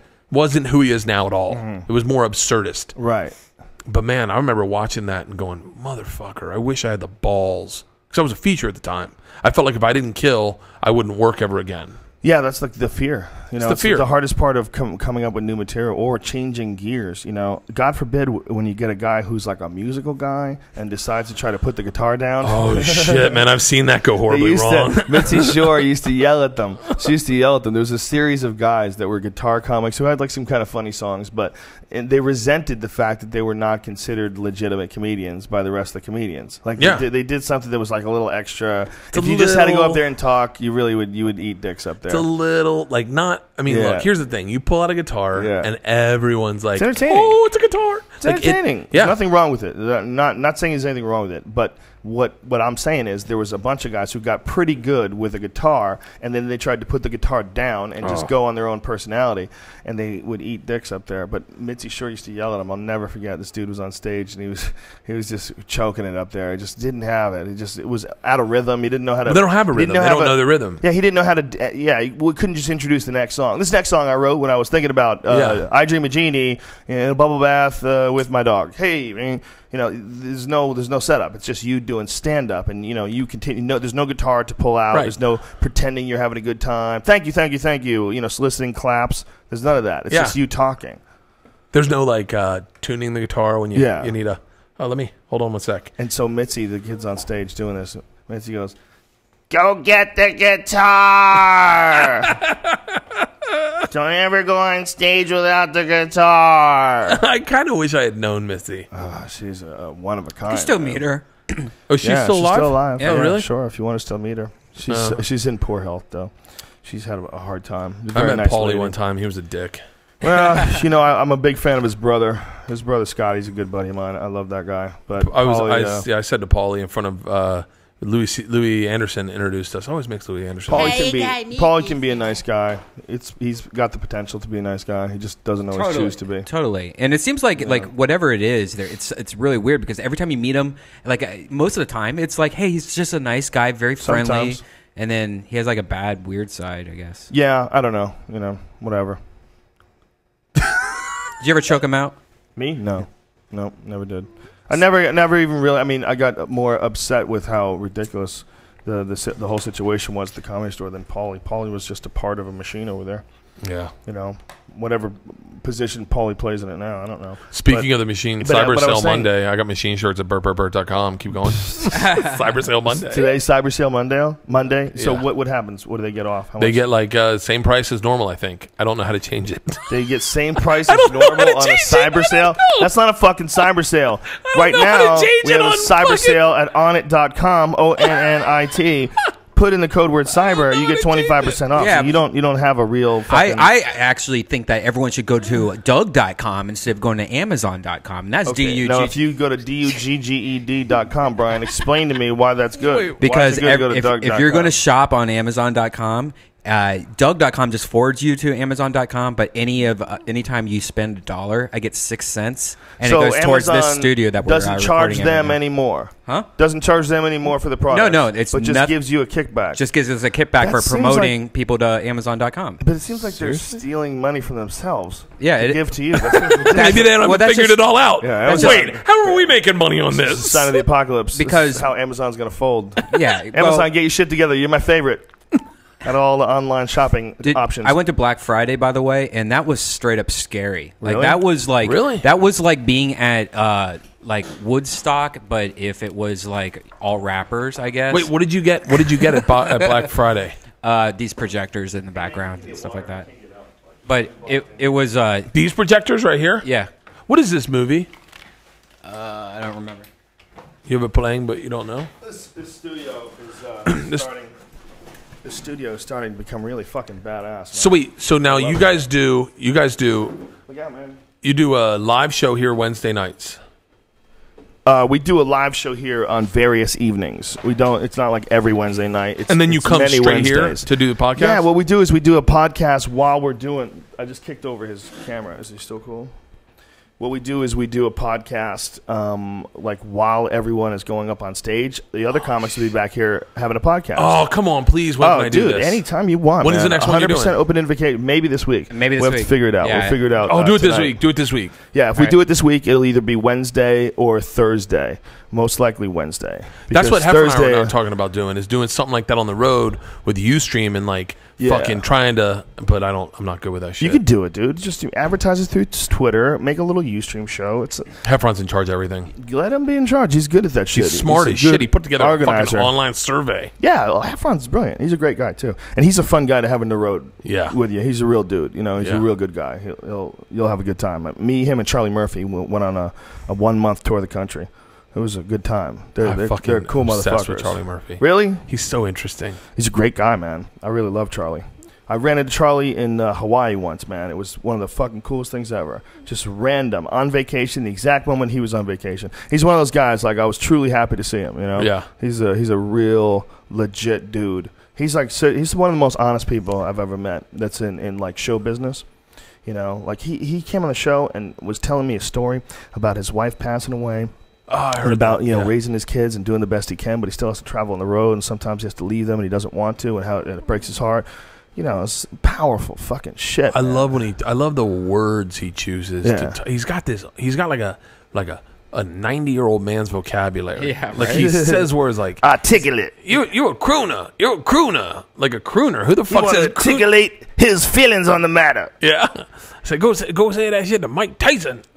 Is that like barbershop stuff, you think? Do you think or J Guys Diamonds? How do they not have a black barbershop podcast? Dude, if we got you together with Charlie in a room, you and Charlie Murphy. Oh, I want to tell him for a story off. Oh, I want to do a story off with Charlie Murphy. That would be. I wanted me and Charlie to go out one night, right? Have an evening, and then us both recant our evening to you. Oh yeah, but I think Charlie too much. doesn't party like that anymore. Charlie's got kids. Put me with this young white boy with his smile and laugh, that fucking laugh. Yeah, I'm fucking. And then we start kissing and he start peeing everywhere. Brian. Black guys do not play gay shit, Brian. That's rule number one. That's a good way to get knocked out, silly boy. Brothers, white guys love it. Like if I could sneak around and put my dick on your shoulder, you'd be like, "Got me." Yeah, and listen, there's a lot of black guys that are just looking for an opportunity to punch a guy like you. So if I was you, I hope everyone knows I was joking. Back off of that shit. I want to do that podcast that you do here. Absolutely, please do it. So, are you in town this whole week? I'm in town for like 2 weeks. Oh my goodness, ladies and gentlemen, you are listening to this organically occur. We are making an appointment for Bert Kreischer to be a part of the Ice House Chronicles. Oh, I'm gonna get a fucking car service out here. The Ice House is our favorite new club here in California, man. We're doing shows here all the time, as often as we can, and we're doing podcasts here all the time, as often as we can. It's fucking great, man. It's awesome. Is Joey, who's gonna be? Is Matt Flavor gonna be here? If he's here, you never know. But you can't call him too early, dog. Listen, man. I got things to do, dog. I'll see you at the fucking show. Like, he doesn't like to come get Swartzen, before the show. And Swartzen would do it in a heartbeat. He'll do it. He'll do it for sure. I love that guy so much. Yeah, he cracks me up, man. He's so fucking He only did the podcast for like 45 minutes. I know. We got to have him back on. There was like a sports game on. He's like a big sports guy, which you never. Yeah, he's a UFC fan. Huge UFC fan. Really? I see him all the time at the UFC. He loves it. He's one of the sweetest, hearted guys that I have ever in this business. One of the coolest things about doing this podcast, and one of the coolest things about just being a comic in LA is like you get to meet a lot of goddamn interesting people. Tell me about it, right? I mean, think about our lives in that respect. All the wild stories that you told me, your fucking drinking story with Johnny Knoxville, and like just all the nutty shit that you've told me in the past. Like, think about how fortunate you are in comparison to the average person. The average person doesn't have those kind of experiences. The average person doesn't live so insanely fun a life. I get it when I go on the road because and the documentary guys will attest to this. And I say this and I mean it. I get the fans of this podcast come out to my shows in fucking droves. Like droves. But here's the most interesting thing is they know I'm a fan of the podcast also. So they end up sitting and talking to me for the entire night. We sit at a bar and end up talking about our favorite podcast. So we end up bullshitting about this podcast and then inevitably they're like, what's Joe's house look like? And I just make up some story about Italians and fucking what's Italian? Oh, fucking something I just made Talon? Like yeah, Talon. Yeah, I don't know what I was fucking talking about. Brian, did you really work for NASA? Yes. Okay.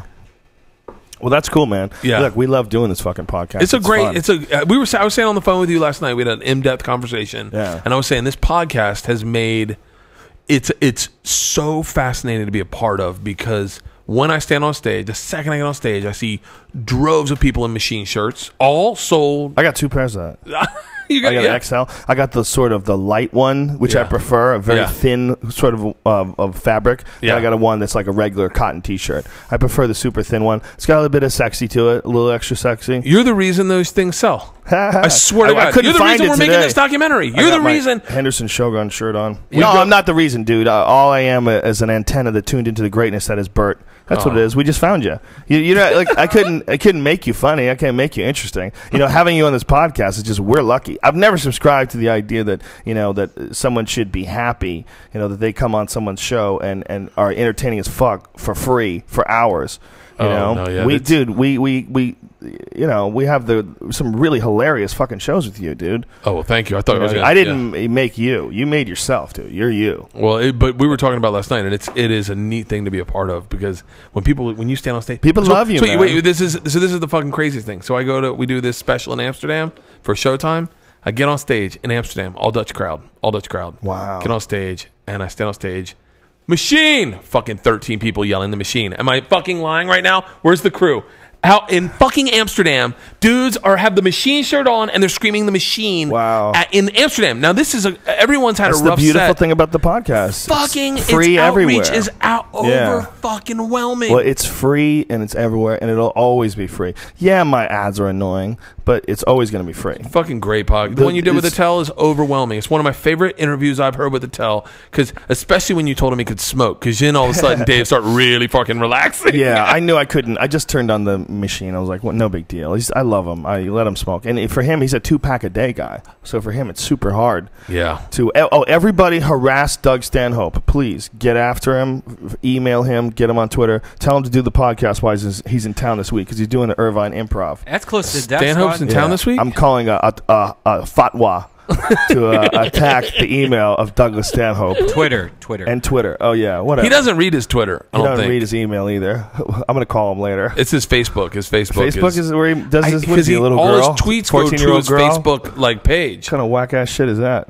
What is that shit, Brian? Explain it.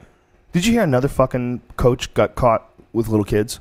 What? Yeah, another coach today. Some fucking. I'll look it up online because that's I like tweeted saying about it. Wait, is this the one? Is this one Colin Quinn tweeted about? Did he tweet about it? Colin Quinn's Twitter is so fucking funny. Colin Quinn has been trolling everybody with this thing about Will Ferrell. Yeah, saying that he stole the idea. Yeah, he stole the idea for Anchorman. Will Ferrell and doing a lot of bad drugs. He says bad drugs. Yeah. Like you can't see that's a Colin Quinn joke right there. Yes. He was saying he's doing a lot of bad drugs. And they picked it up. They picked it up on the Newswire, right? It's so silly.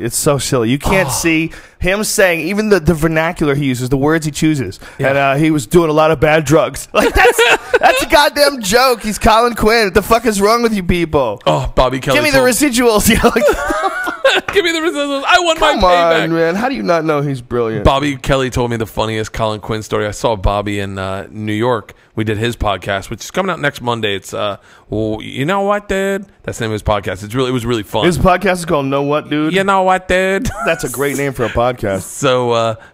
So Bobby says, "Have you ever met Colin?" I said, "Never met him, but I love him. I think he's hilarious." And then I see Bobby later that night, and he goes, Colin said hi, and I said, I don't think we've ever met. And he goes, well, he was at Gotham the other night, and he sat with a guy for 30 minutes, and then at the end said, "See you later, Bert." And the guy goes, "I'm not Bert." And he goes, "All right, take care." He thought he was talking to me for 30 minutes, like having a conversation with some guy. And goes, that's hilarious. "It was good meeting you, Bert." And the guy goes, "My name's not Bert." And he was like, "All right, see you later." Oh, wow. Yeah. So you guys just sat down and talked politics, maybe? I have no idea. You and your ghost man? Yeah. The ghost Bert? Yeah. This is what I was talking about, this guy from Syracuse. That's who it is. Syracuse University fired Bernie Fine, assistant men's basketball coach, for sexually abusing boys. That shit happens all the time, though. I mean, like yeah, my gym teacher just molested half of our elementary school. It was a really? joke. We talked about this on the podcast. His name was Fill Me Up Phillips, and he would just like walk behind guys and smack them in the butt. And he had like this huge bucket of like prizes that were like stupid small toys, and it was like a joke between us in elementary school. Like, oh yeah, he molested our friend Sean. He molested our friend blah blah. Are you serious? Was it true? He really did molest them? Well, he did. Or were you just making shit up? No. I mean, that's what we all believed, but we were only elementary kids. But then later... Okay, but did these kids tell you that he molested them? I don't know how. It was one of those things where like it got throughout the whole entire school. Right, there was people. And so it could have just been a rumor, maybe? And even as a kid, we all were like, dude, he totally is so molesty. And wow, and that's then crazy. A few years later, he got thrown out of school or whatever for or whatever. Did he get arrested? Suspended. I don't know. But he got suspended for doing that. But you dodged it? Oh, yeah. He never got you? No, I wasn't his kind. I was too fat. And it's a defense mechanism, Joe. No, it wasn't his kind. I was too fat. Make yourself unpretty. You don't feel pretty on the inside, so make yourself unpretty on the outside. That's how I get out of most of my relationships. And if it goes after 5 or 6 years, I just start eating like crazy. He's not lying. I'm a blowfish. He's not lying. There's one point in time he was at the end of this relationship, and he had to weigh almost 300 pounds. Yeah, it was 260. He was enormous. Are you 260 serious? pounds. Yeah. And I then, even told you that I've done that before, where I'm like, I'm just going to eat a lot and get rid of to get rid of them? That's the most self-destructive way to get out of a relationship I've ever heard. It's hard, man. How hard is it to break up with somebody? Because that's impossible. That's a big test, though. That if they can last from me being fat, then all right, they deserve it. But they deserve what? Your dick? They deserve. Yeah, well, no, it's like enjoy me being fat. It's through thick or thin, bitch. So you do it on purpose, is what you're saying. Here's the thing, that there are guys in unhealthy relationships right now doing destructive shit to try to push the girl away. Oh, hell yeah. And here's the thing that I learned one day in a yoga class. I was in a miserable relationship right before I met my wife. I go to a yoga class, and the guy just does that fucking gets in your head. You do the whole class. At the very end, he goes, so right now when we lay down on the mats, I want you to think, what's the one thing that makes you unhappy? I remember thinking, this fucking chick. And he's like, you have the power to change that today. Take action. And I went, I can fucking dump her. Like, I can make myself happy right fucking now. Yeah. So if you're listening and you are thinking to yourself, I'm not happy with my chick, fucking change that shit. Absolutely. Change it. You know what a good move to do is to sit down and give yourself advice. Nobody ever does that. Self-evaluation. Sit down and actually give yourself advice. Say, if I was in this situation, what would I say to myself? Because nobody ever does that. They say, what am I going to do? How am I going to fucking... You would say, if I was saying this to somebody else, let me take myself out of it. It's very difficult to do, obviously, and you can't be 100% objective. You're still going to know you have a situation.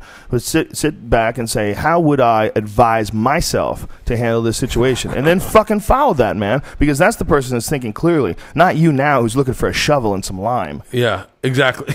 yeah, you're totally fucking right. Yeah. It's the guy going... That's funny. It's true. You know? I never fucking listen to myself. Give yourself advice. It's very important. You forgot rope, Joe. You got to go into the isolation tank. I want to go into the isolation tank really bad. I want to get in the TM, too. We should get one here. Transcendental meditation in the isolation tank. Fucking that's what I want. Dude. Joe, we should get one here. We could do one here. But the only thing is, we'd have to maintain it. You have to make sure... what space would we put it in, Brian? The isolation tank that room next door right is there nothing? where you can rent it out like a store butt. Whoa, we could do that. Wouldn't that be could amazing? Start a float lab. Do it. Because float lab is in Venice. If I talk to Crash, we'll see. We'll talk to the float lab. I want to do your isolation tank Joe. really bad. Yeah, that would be dope, huh? That would be dope. Dope-alicious. You know what? I got an idea. I think I might have to open up a business. God damn it. We're going to open up a tank business, Brian Reichel. Right next door. Genius, son. Genius. Cheers. I can't hear out of my left ear. One of these. It's because it's not a good headphone. We should get new, amazing headphones. Oh, like I did. Skull Candy. They sent me them. I keep forgetting to bring them here. They're at my house though, diligently waiting. Yeah. Wait, did you bring 5-HTP with you? Yeah. No, I don't have any with me. I have this big thing of Alpha Brain. I'm slow rolling my Alpha Brain. I got my personal stash of 5-HTP. Hey, and by the way, if you take New Mood, this is the 5-HTP thing, and you're taking antidepressants already, it could be a problem. Really? And yeah.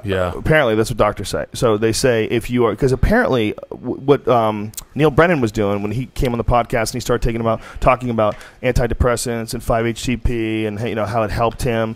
His doctor told him essentially that what's happening is when you take 5-HTP and you're already on antidepressants, it's like getting 2 antidepressants. Really? You can actually get too much serotonin, which is really crazy because what that means is that 5-HTP essentially produces much of the same stuff that these antidepressants produce. It's almost like it's natural antidepressants that you can get at GNC. What about New Mood and Stella? I think that works. New Mood and Stella. Yeah. Oh, is that the beer? Yeah. Well, Stella is a good beer if you want to let a chick know that you're European inclined. Let a bitch know I've been to London 3-4 times. It's cool. You just got to go to the right restaurant. I got friends in London. I got nice leather shoes. I got friends in London. Yeah, I got shoes made out of kangaroo. That's hilarious. You gotta drink that. I'll have a Stella. You don't like Stella? I think in a glass. I think Stella's nice. I like it, but it's like a light beer. I linger on an S in a glass. Light beer without skunk. Light beer without skunk. Yeah. You know what, man? Give me one of them bitches. I'll try it. Let's roll with a Stella. Well try one too. Yeah, Bert. Fuck this one beer. What are we, pussies? Are we not men? 2 beers is nothing to a man of our stature. 2 beers. How much do you weigh? 225. Yeah, I'm like 190. We could process. Are you really this. 190? Yes. Nice, Brian. Thank you, Brian. You're a fucking gentleman. Now I got to go back and have a conversation with my wife and my daughters. It's not going to be half as entertaining. Oh, it's going to be fun. My daughters last night said That's where pot comes in and makes it even more interesting. Again, I'm trying to help you. Trying to help you, Bert. We're going to turn you into a pothead. It's going to help you. Let's do it. Cheers, my friend. Cheers to a great Stella new studio. How do you say that? To a great new studio. How do you say the last name? Artois. Artois. Is that it? Like Artie Fuqua. Artois. It's okay. It's got like sediment at the bottom. Not bad. I think pretty good. What's your favorite beer? I prefer Sam Adams. Heineken. I'm a Heineken guy. And if I get sponsored by Heineken, I'd do it in a heartbeat. I remember one time some Budweiser guys asked me, they were like, how much would it cost to get that Budweiser out of your hand and put a Heineken on stage, or get that Heineken out of your hand and put a Budweiser on stage? Wow. And I was like, can't do it. So you would only drink Budweiser on stage? Just drink Budweiser on stage. I did a deal with Jameson. That'd be a good deal. I did a deal with Jameson for 2 years. I say too much crazy shit, though. I don't think Budweiser would want to have anything. Oh, no. They don't give a shit. They love that shit. Don't give a fuck? No, haven't you seen the commercials? Look at their Super Bowl commercials. It's pretty much what you think of when you're taking a shit, maybe. What? What Super Bowl commercials are you talking about that you think of when you're taking a shit? Bud Light or Budweiser commercials Budweiser commercials are pretty ridiculous. Well, Bud Light is the first to sponsor the UFC, so I have nothing but love for Bud Light. Is that Brock Lesnar who was like, they got nothing on me? Yeah, well, he kind of like made a joke. He's trying to be his character, Like he's the heel from pro wrestling, this big fucking wrestler guy. He's selling himself. He's doing a smart thing, So he just fucked up. He shouldn't have said that, but he just fucked up, No. But Bud Light was like the first big sponsor to step in and support the UFC, so I'll always be a Bud Light fan just for that. It sounds ridiculous, but that's a big move, man, for a company to take a big chance like that and step in. Dude, UFC was the HIV of sports for a while. Yeah, dude. I remember hearing that shit and being like, God. HIV of sports. Did you guys go through that Honey Brown stage where everyone was drinking Honey Brown and Killian's? At 21. Brian, you always do this. You always change the subject when we start talking about MMA. Immediately. Well, we were talking about beer too. So we were, but people online are going to get angry with you every time you do that. So when I worked for Jameson, I worked for Jameson for 2 years, did the Jameson tour. Me, Billy Gardell, Steve Byrne, Michael Loftus, Nick Griffin, and Danny Bevins. And they sent cases of Jameson to your house every fucking month. They sent cases of Jameson, the expensive shit. How do they expect you to drink it all? And no, when you got to a show, Jameson waiting in the green room. Oh my and the God. rule was you had to drink Jameson on stage. Jesus you had Christ. to mention how good your Jameson was, but you couldn't on the show. On the show, like take a sip, like damn, that's good fucking Jameson. Like, and you had to like, hey everyone, you had to be pro Jameson. I got no problem with that because Jameson is pretty goddamn good. It's fucking awesome. That's some good shit. And then we get done the tour. You ready for this? They buy us each an acre of land in Ireland on a river. All of us right next to each other. We each get a fucking acre of land, a deed, and a picture. Whoa. Yeah, fucking Jameson was the best. Are you going to build a house in Ireland? No, you can't build. You can't build on it. You can't build on it. Yeah, it's fucking pointless. But can you camp on it? You could camp on it. You can. Yeah. How big can your tent be? Billy Can it Gardell be permanent? Can you have a permanent tent? Yeah, but me and a bunch of pikeys. Dopey fucking pikeys. Yeah, dude, I've been obsessing about watching these Irish travelers. Pikey fights on fucking YouTube. Oh, dude, give me some knuckles. Pikey fights on YouTube. Oh my god, they have some of the best fights, dude. Brian, you gotta look this up. They're boring as shit. I mean, most of these guys, look, they're tough guys and everything, but there's a different style of fighting when you fight bare knuckle. And literally, they stand there and punch themselves in the face. Yeah. It's not like a street fight like you see in the States. But have you seen the one? The best is they challenge each other. Yeah. When they challenge each other, I'll tell you this, Johnny Mac, you're good for nothing. That's what you are. Yeah. You're good for nothing, and you got no balls inside of you for all. I'll tell you right now, I'll fight you anytime before Christmas. Anytime before Christmas. There's a video. You tell me. There's a video of a pikey driving to a street. They said, well, a quarter of a click, 2 flies of the peasant. And then whoever knows that one, tweet me, because I tweeted it a while ago. It's really hilarious, but I can't find it in my Twitter while the show is going on. But I want to play it because it's so ridiculous. Do you want to see something really disturbing? Pikey? Irish travelers, and they were talking shit before a street fight. It's even better than the actual fight itself. The most disturbing pikey video on there is most disturbing one. Someone's listening that knows exactly what I'm talking about. It please tweet it to Joe and me and Brian. It is Pikey gets what he deserves. Oh no! And it's a bunch of British school kids in a park having beers, snorting coke, smoking weed, and a pikey comes up and but it's all done post. It's a recount of the British kid going, so a little pikey comes up and he wants a little drink, he wants a thing, and into this and that. Well, we tell him it's cocaine, but guess who just got a nose full of special K? And they cut, and the pikey is fucking seizuring on the ground. It's fucking sketchy. It breaks your heart because you go, that guy's helpless. He's in a K-hole right now. He's not coming out anytime soon. And if you type in, Brian, if you type in pikey gets what he deserves, park or something like that, you'll see it. And you just go, oh, that shit happens. That fucking happens. It does happen. But man, those pikey fights I fucking was obsessed with those for a while. Here's one of them, Brian. Can you find this? I'll tell you the name. Tell me when you're ready. Big Joe's Davy Joyce reply to Simon O. Oh, shut the fuck Gonnell. up. Wait, is this a vlog? No, it's they talk say it one more time. Okay. Big Joe's, just type in Big Joe's Davy Joyce reply. Just type in that. Big Joe's Joes, Davy Davy, Joyce Joyce reply. Hey. Look at this. Hello, Simon. I seen you reply there. No voice. Squeak, as I call you. I seen you reply there on the internet. It was you that started all this internet shit. The computers. Hold on, stop. Brian, you got two things playing at the same time. There's two things playing. It's him, and then there's something going on in the background. Did you hear it? Oh, it's a local thug who gets what he deserves. It was the thing that Bert told me to. They were both playing at the same time. I'm sorry, I was baffled. I couldn't hear how horrible this. I want to hear this guy's vlog. Yeah, this is what's going on here. There's a guy who was talking shit about him online, saying, I'll fight you anytime between now and Christmas. And this guy came back to reply to him, anytime between now and Christmas. Now listen, here he goes, President. The queue, Simon, you'll be skipping is the queue to the hospital. You'll be putting all the other passengers aside to see to you.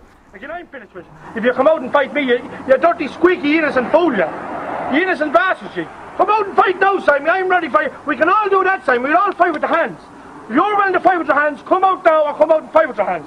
We can all do that fight. Trust me in that. You dirty, squeaky, good for nothing. They always take their shirts off. Always. When it gets serious. Please. Even when they have terrible chests. Do you want me to slow it down a little? No. It's beautiful. These are rat poison. For all the rats up in the site that you're living in. For to keep them out in your trailer. With the state of it. It's you that needs the rat poison. What? And we can all use this time. Come out and fight. You need the rat poison. Who'll be the man dinner? Who'll be able to bet $1? You're squeaky innocent. You're saying the little George Jesus from the base. He's getting worked up. Like me now. You look like a Down syndrome in the tape, Simon. You do. You look like a Down syndrome. Oh, here, the shirt's off. Show your body like that. You have a muscle trap on you. Show our body like that.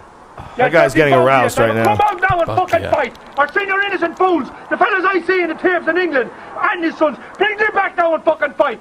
Fight fucking now. Fight now, sir! A mouthpiece you are! Everyone in Dublin now is looking at this! I am willing to fight now, Simon! Everyone in Dublin and fucking Pasadena! This is my first time to see you on tape!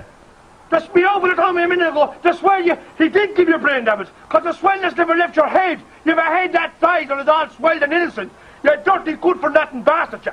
You dirty good-for-nothing bastard, you! I fucking love it. You say me, as far as I'm concerned, you're the best, Sir Darlings, but the dirty shites I seen to tape the state of, the dirty junkies bastards. Come out now, you say me and fight. I fucking love it. Oh, he comes back again. Your worst nightmare. I'm your worst nightmare. As far as I'm concerned, Anthony, we call you shite in the bucket. Shite in the bucket. Shite in the bucket for a whole 2 weeks. Again, my offer was finished with you up in Dublin. You wouldn't leave the trader. You were shite in the bucket for 2 weeks.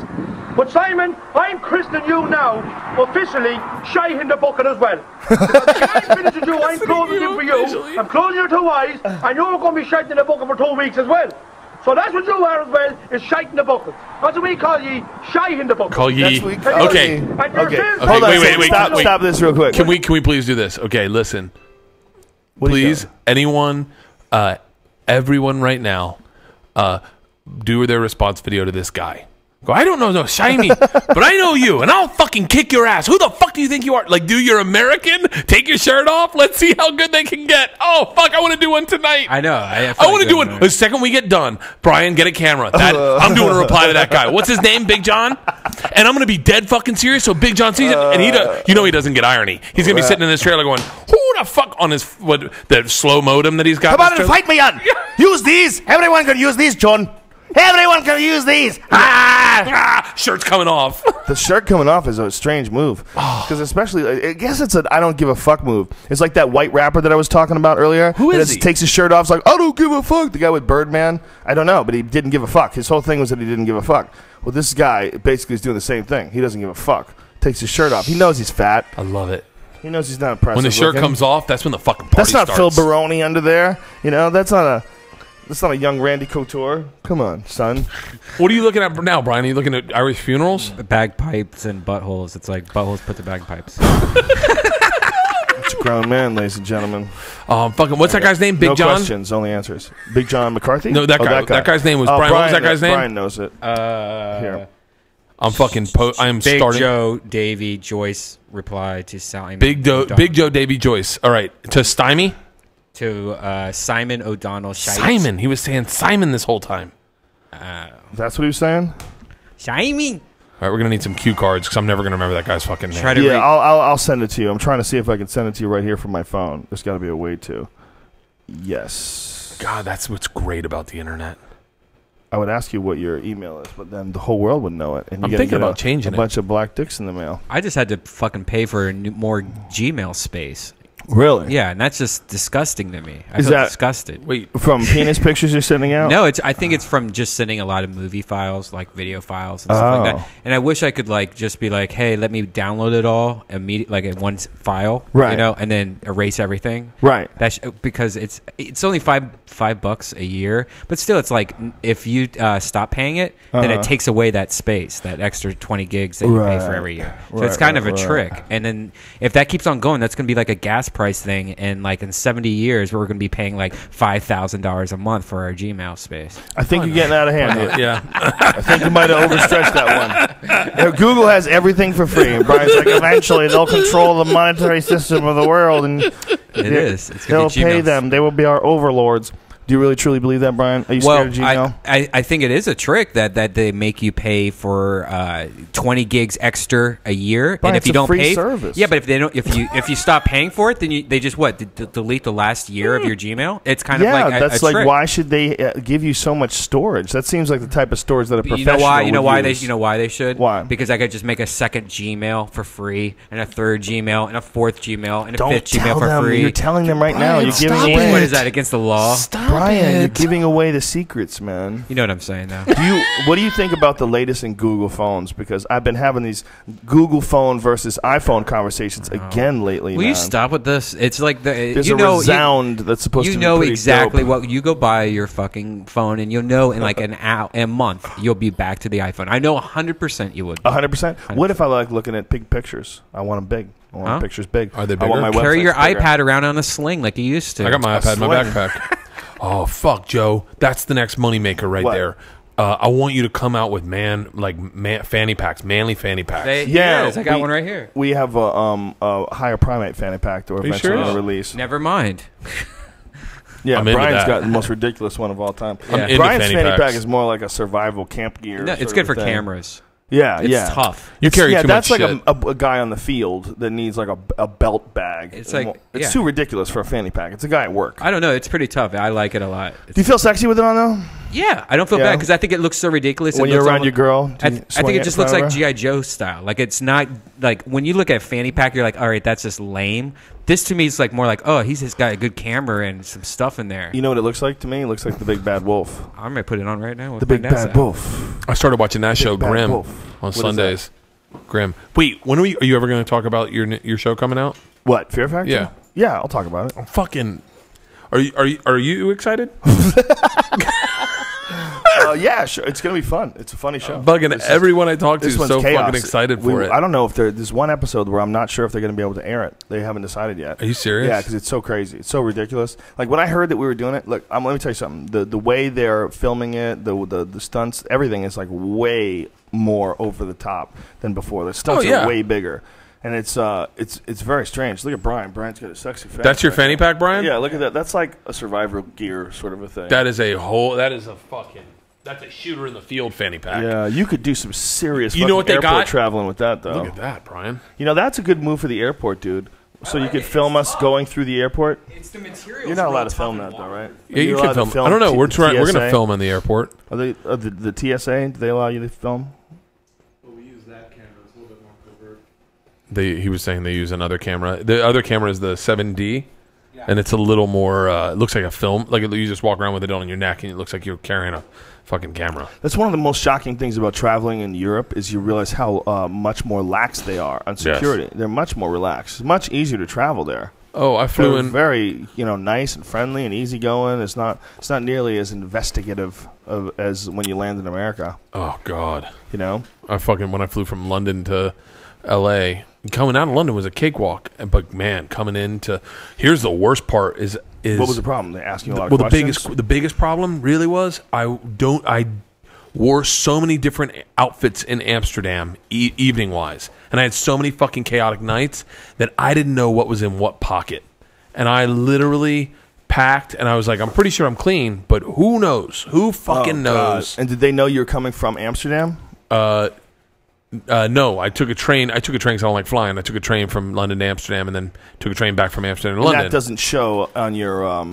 No, they asked where I was, and I told them Amsterdam, and they said why. I said vacationing. And here's the kicker: I had like a $30 Cuban cigar, and I was like, "Fuck it, I'll just roll with it. I'll take it home and smoke it at home. It's a Cuban cigar, but take the wrapper off. They'll never fucking know." Right. And I told my dad, and my dad goes, "Don't fucking do it. It's a $250,000 fine if they catch you with it." Well, they can't prove it. They cannot prove it. If you just stick to your guns, you can say it's Dominican. I'm gonna fold like a cheap sheet. Yeah. I'll be like the opposite of Kaiser Soze. I'm Kaiser Soze. Take me away. I didn't mean to. Oh man, I don't even limp.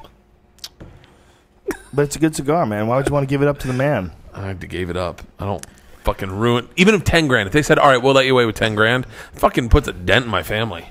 Yeah, it is kind of crazy how all the rest of the world is allowed to buy cigars from Cuba. But not us. And man, it tasted so good. Assholes, we're still mad at you.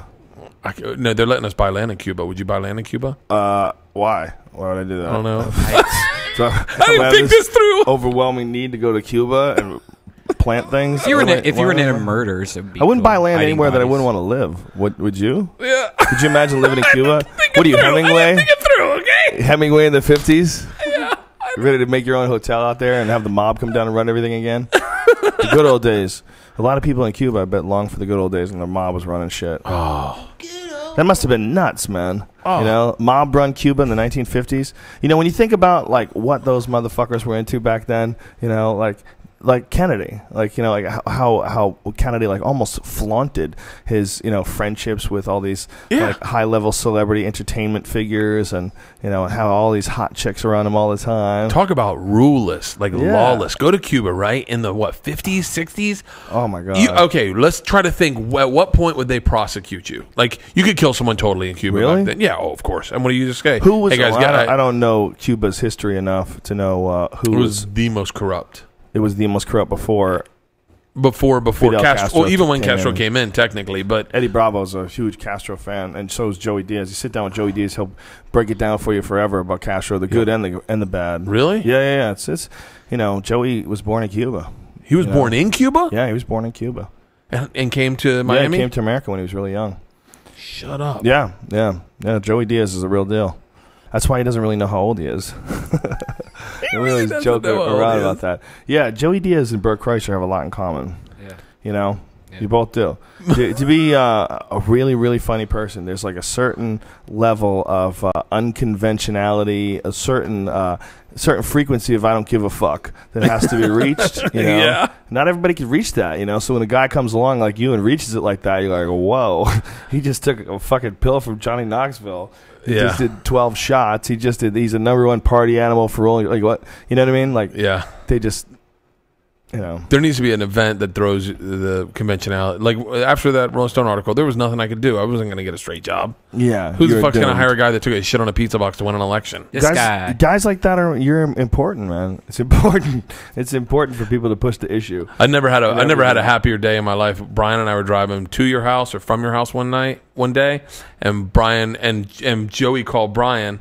And Brian and they started talking on the speakerphone. Oh, that was uncomfortable because you brought it up. Well, I was in the car and I just felt like I'm eavesdropping. So I just said, I go, hey. In the middle of we're talking. I go, hey, in the middle of he goes, hey, wait, guy, Joey Diaz. I just want you to know I'm in the car. I'm in the car. I just want you to know I don't like. God forbid they go and who's on the podcast today? Fucking Bert Kreischer. That guy wants to suck my dick. I see him. I see his eyes. But it was. But and make him suck my dick. But I've listened to him so much on the podcast. I go, I'm just saying a fairy tale. I'm just saying, Joey. I'm in the car. I just want you to know that. And Joey Diaz just real smooth goes, the machine. And I was like, the machine. Yeah, fucking great. He's, you and him have a lot in common. Speakerphone's weird though, like that, right? Though, do you get calls a lot, Joe, when you're like you have to announce it to the caller? I always do. Yeah, I don't want everybody saying something fucked up. Fuck. I always tell my wife not to say the N-word. Yeah, it's important. Unfortunately, you already said that on a previous video blog. Oh, did I? Yeah. Fuck, let's get that fight video up for Big Joe Davey. All right.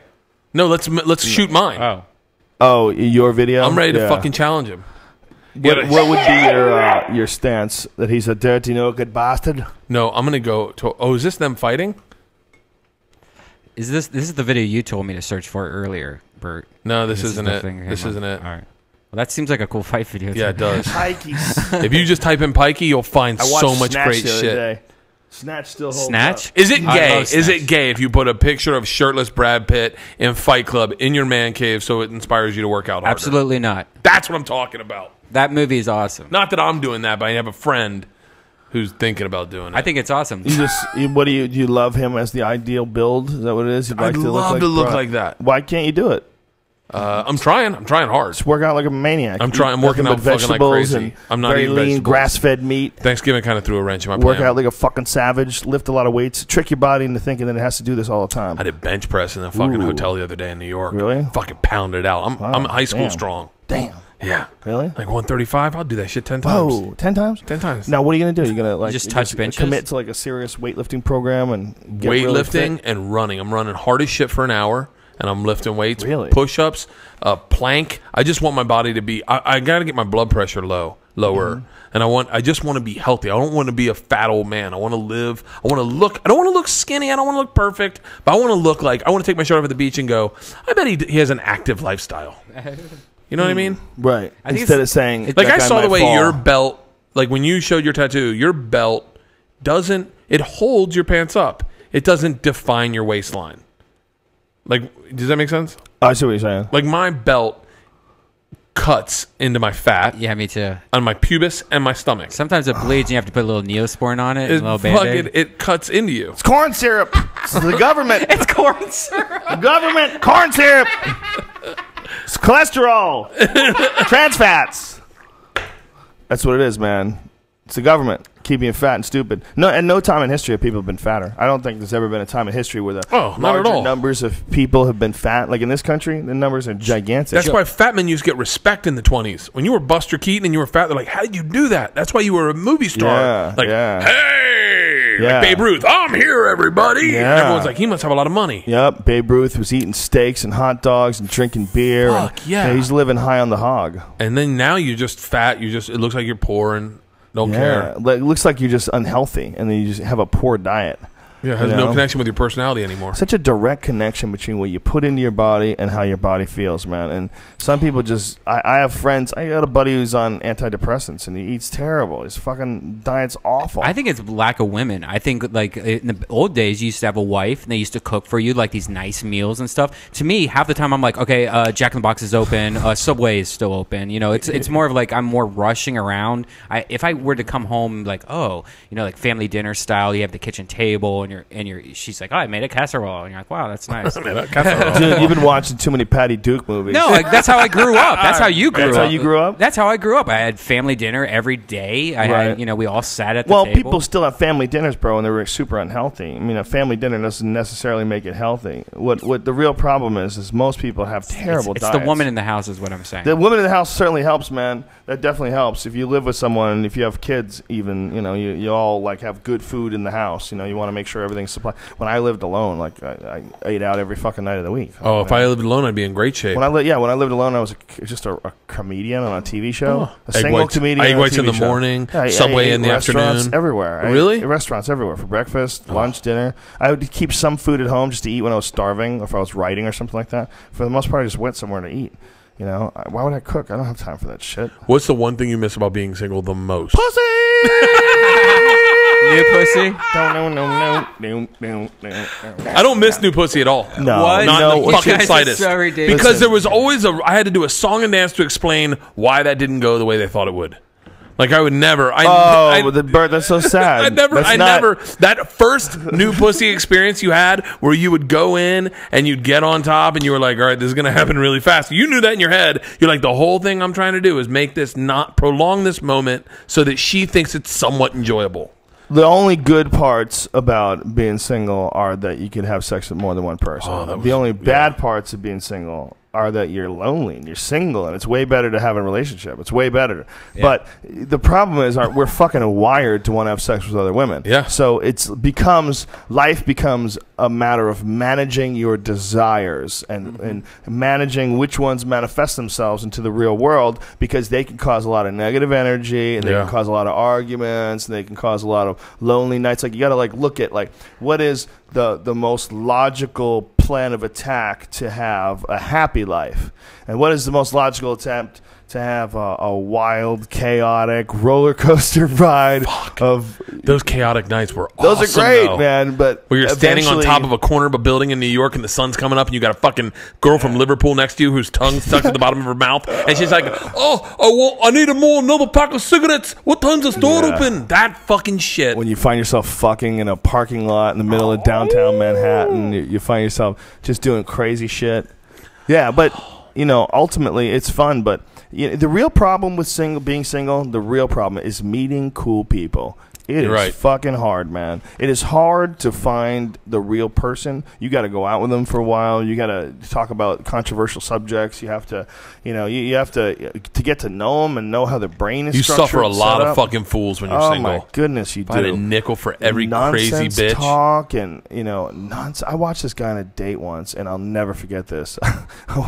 They were at a table next to us, and the guy was talking with this girl, and the girl's talking about her dog, and how her dog is so used to the finest automobiles and Mercedes Benz, and and she was going off about her dog, that if she ever tried to bring her dog in a taxi cab, she doesn't think her dog would go in.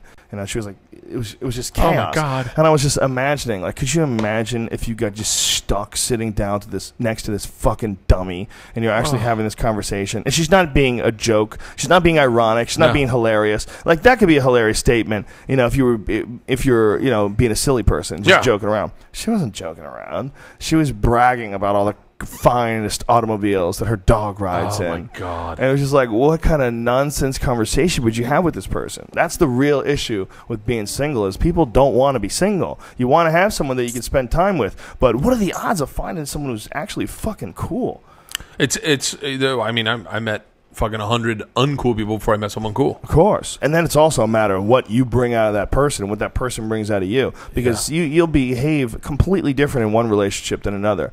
In one relationship, you're a totally different guy. I was bad in all my relationships. It's easy. Cheated, fucking yelled, I wasn't a good guy. I wasn't like, I didn't listen, didn't give a shit. And then when I met my wife, things just changed for the better. And I was like, all right, I remember thinking to myself, I stayed single for a long time. And then I was like, I'm the fucking problem in all of these failed relationships.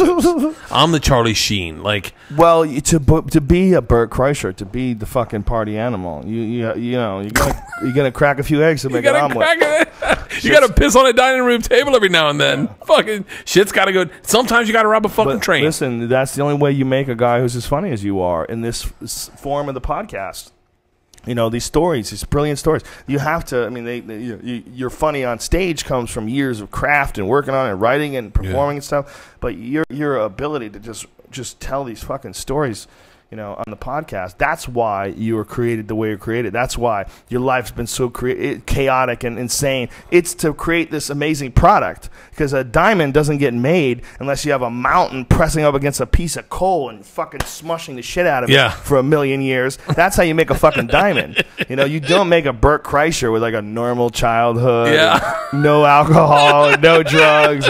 And when they say, do you want a shot? You say, no, thanks. I think I'm going to get some sleep. No. You know, when someone gives you a pill, they give you 2 pills, you're like, you're at least going to swallow one. I can't not fucking hang with the guy. I got to take one. Yeah, you're at least swallowing one, man. You're not completely fucking around here.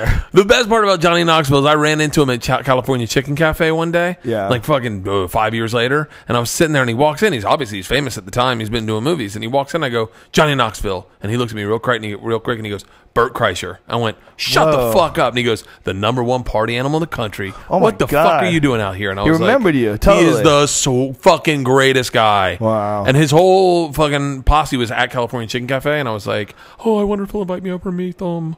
I want to meet Steve-O. That's awesome. Does he ever done stand-up? No. He seems like he could do stand-up. He could tell stories. Yeah, he seems like he could do stand-up. He should do the podcast. Oh, it would be awesome. Steve-O was fucking awesome, man. Was he? Oh, I couldn't find that one. Dude, it was in the Ice House Chronicles, number 3. Ice House Chronicles, number 3. Squad, dude, Steve-O was, first of all, he's cool as fuck. But second of all, his fucking experiences, dude. He was on a tree and a lion climbed up the tree and got on top of him. I saw that on TV, and that was the craziest thing I've ever seen in my fucking life. Dude. And I tamed lions, but I saw that I went, I tamed lions. You did what? I tamed lions for Bert the Conqueror. You did? Yeah, I was tamed lions. Do you have video of that? No, we shot it, but it never aired. Why not? The show got canceled like right after that. We shot the fighting the bear and then taming the lions, and then the show got canceled. The guy tells me, he goes, how long ago was this? This is fucking 7 years ago. 7, I guess. So 2004. So does this video exist? Mark Cronin has it somewhere. I'm sure. Fuck, dude! Release that shit on the internet. It's fucking ridiculous. It was a bizarre fucking taming lions was a nightmare. So you have video of you with a full grown lion, like an actual fucking 3 full grown lions. Oh my god! 3 full grown lions, and he brings them out. Of this? Mark Cronin. Let's get a hold of Mark. Do you know Cronin. him? Yeah, I know Mark. Do you have his phone number? Do you have his email address? Yeah, I know Mark real well. He was my boss for he did produce the X show. On FX. Would love to see that video. Put that video on me fighting YouTube. the bear and getting fucking raped by a bear, and then me taming 3 lions. How much money do you think, if that got 1 million hits, how much money do you think that someone would make if they had like those YouTube ads?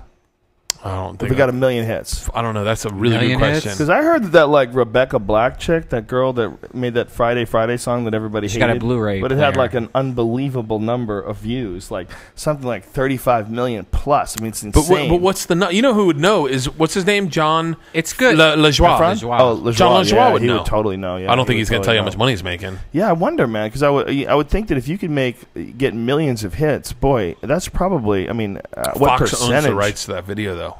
Fox owns the rights. Fox owns all that. I asked them to do a DVD. Well, I'm saying for them to release it and put an ad on it, they could make some money. Why not? You know, maybe it'd be worth it for them to do it that way. I was just thinking, like, how much how much does like 1 million hits pay in a YouTube ad? I don't know. I have no clue. At least it's interesting that's sort of you guys would have. How many hits did you get on the Mencia sort one? of a democratic version of a television channel. Really, when you think about it, I mean, you really have not want to say democratic, but an open version of it, because it's like there's guys like the friend from the message board, that D6 kid. That guy's videos have millions of hits, right? Doesn't he? Mm-hmm. millions of hits, and he's got ads on those. So I mean, you got to be making a few dollars here and there. I don't know how much it is, but essentially, like, this is like one step in a multi-step process of, you know, like exactly what we're doing here, the podcast, being able to make your own shit, like, and not need a travel channel or an NBC or anything to produce something. Like, it's so you could do it all through the online, and having it online is actually like reaches more people than the networks. It's eventually going to happen.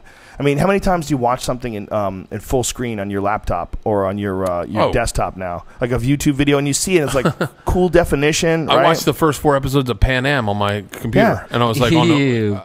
I watched Kodo Margarita. There's a fight that's coming up, and they had that 24/7, and I watched it on YouTube. The HBO Go. Yeah. If you go to HBO Go on your iPad, you can watch anything that's ever been on HBO. Anything for free. Wow. I'm like, are you fucking kidding me? I went down and watched the entire all the fights, all the 24/7s. What is it again? HBO what? HBO Go. You have to have, obviously, you have to have a HBO subscription, right? But you just log in. We show like, oh my God. And you can watch anything they've ever. Bored to Death, Entourage, fucking Boardwalk Empire, Sopranos, comedy specials, everyone's comedy specials, God anything damn. that's on there, you can watch it. And I'm like, how the fuck does Showtime not have that? How does Cinemax not have that? That is one of the greatest. I'm sure eventually they will. Just HBO got there first. Man, HBO's on top of that shit, because I'll put that on my iPad and go on the elliptical. I know that sounds kind of bitchy, but I go on the elliptical and watch. Elliptical's better than running. Yeah, it's better on my knees. Smart. And you can go hard, man. You can go hard with the elliptical. Or very casual and watch Bored to Death. Is that what you do? Yeah, sometimes. So,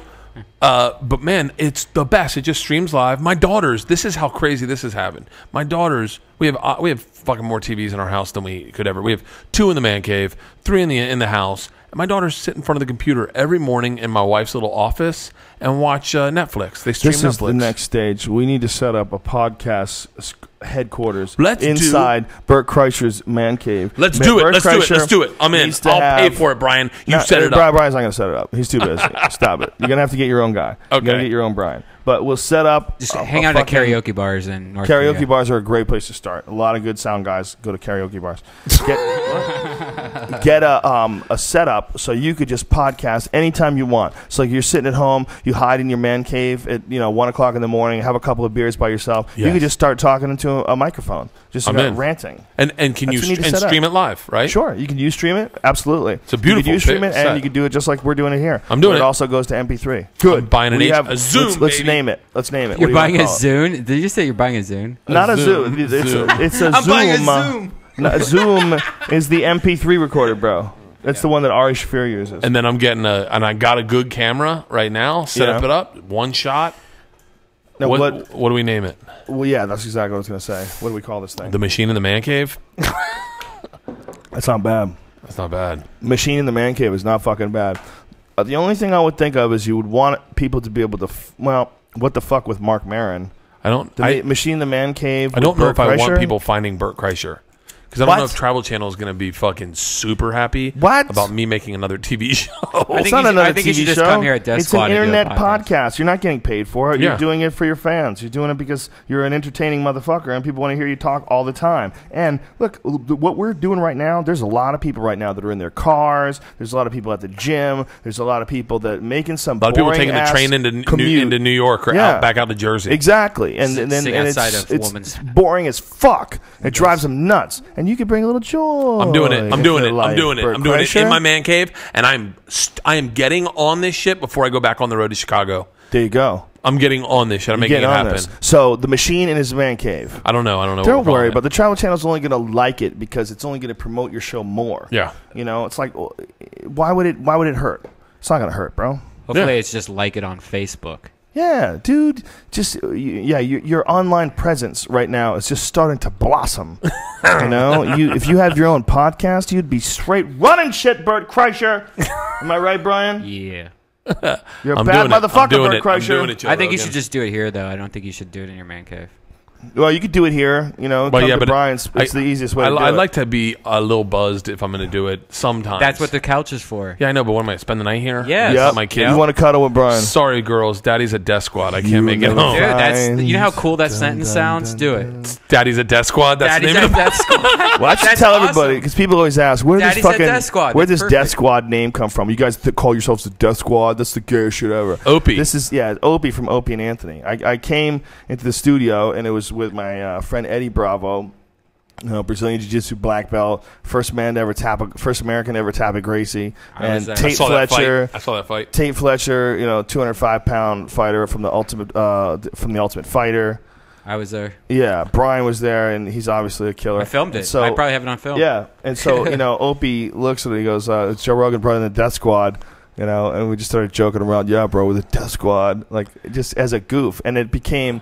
Now it's like one of those words, like you hear it, you hear Death Squad, and you go, that is the douchiest, most aggro, dumb. But to us, it doesn't even have that same meaning anymore. And that's why the logo balances it out. Yeah, the logo with the cat, silly cat. It's like when you and your friends. Now it's just a name. When you and your friends heard a bunch of douchebags saying like broham at spring break, and then you started calling each other broham as a joke, and then all of a sudden you start calling each other broham for real. Yeah, you're like broham, and he's like, "What's up, broham?"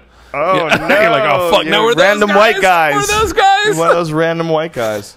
Yeah, I'm doing it, Joe. Death Squad sounds the douchiest thing ever, but it's just a group of nice people. It's a group of nice people that want to make you laugh. I don't know why that's so douchey. See, the douchey name just sort of balances it out. Otherwise, we'd be too fey. We would be taken advantage of. People would stomp all over us. They wouldn't fear us, Bert Kreischer. People fear us. Bert Kreischer, if there's any message you want to give to the young people of the world, what is it? What have you learned in your time on this planet, my friend? Just take half. Just take half? Yeah. Don't try to overdo it with drugs. Just take just take one. Just take half. Just take one. Just Johnny Knoxville gives you Johnny Knoxville gives you two. Take one. That's sound advice, sir. Sound advice. My advice would be pretend you're taking it, spit that bitch in a glass, wait a few hours, see if anybody dies.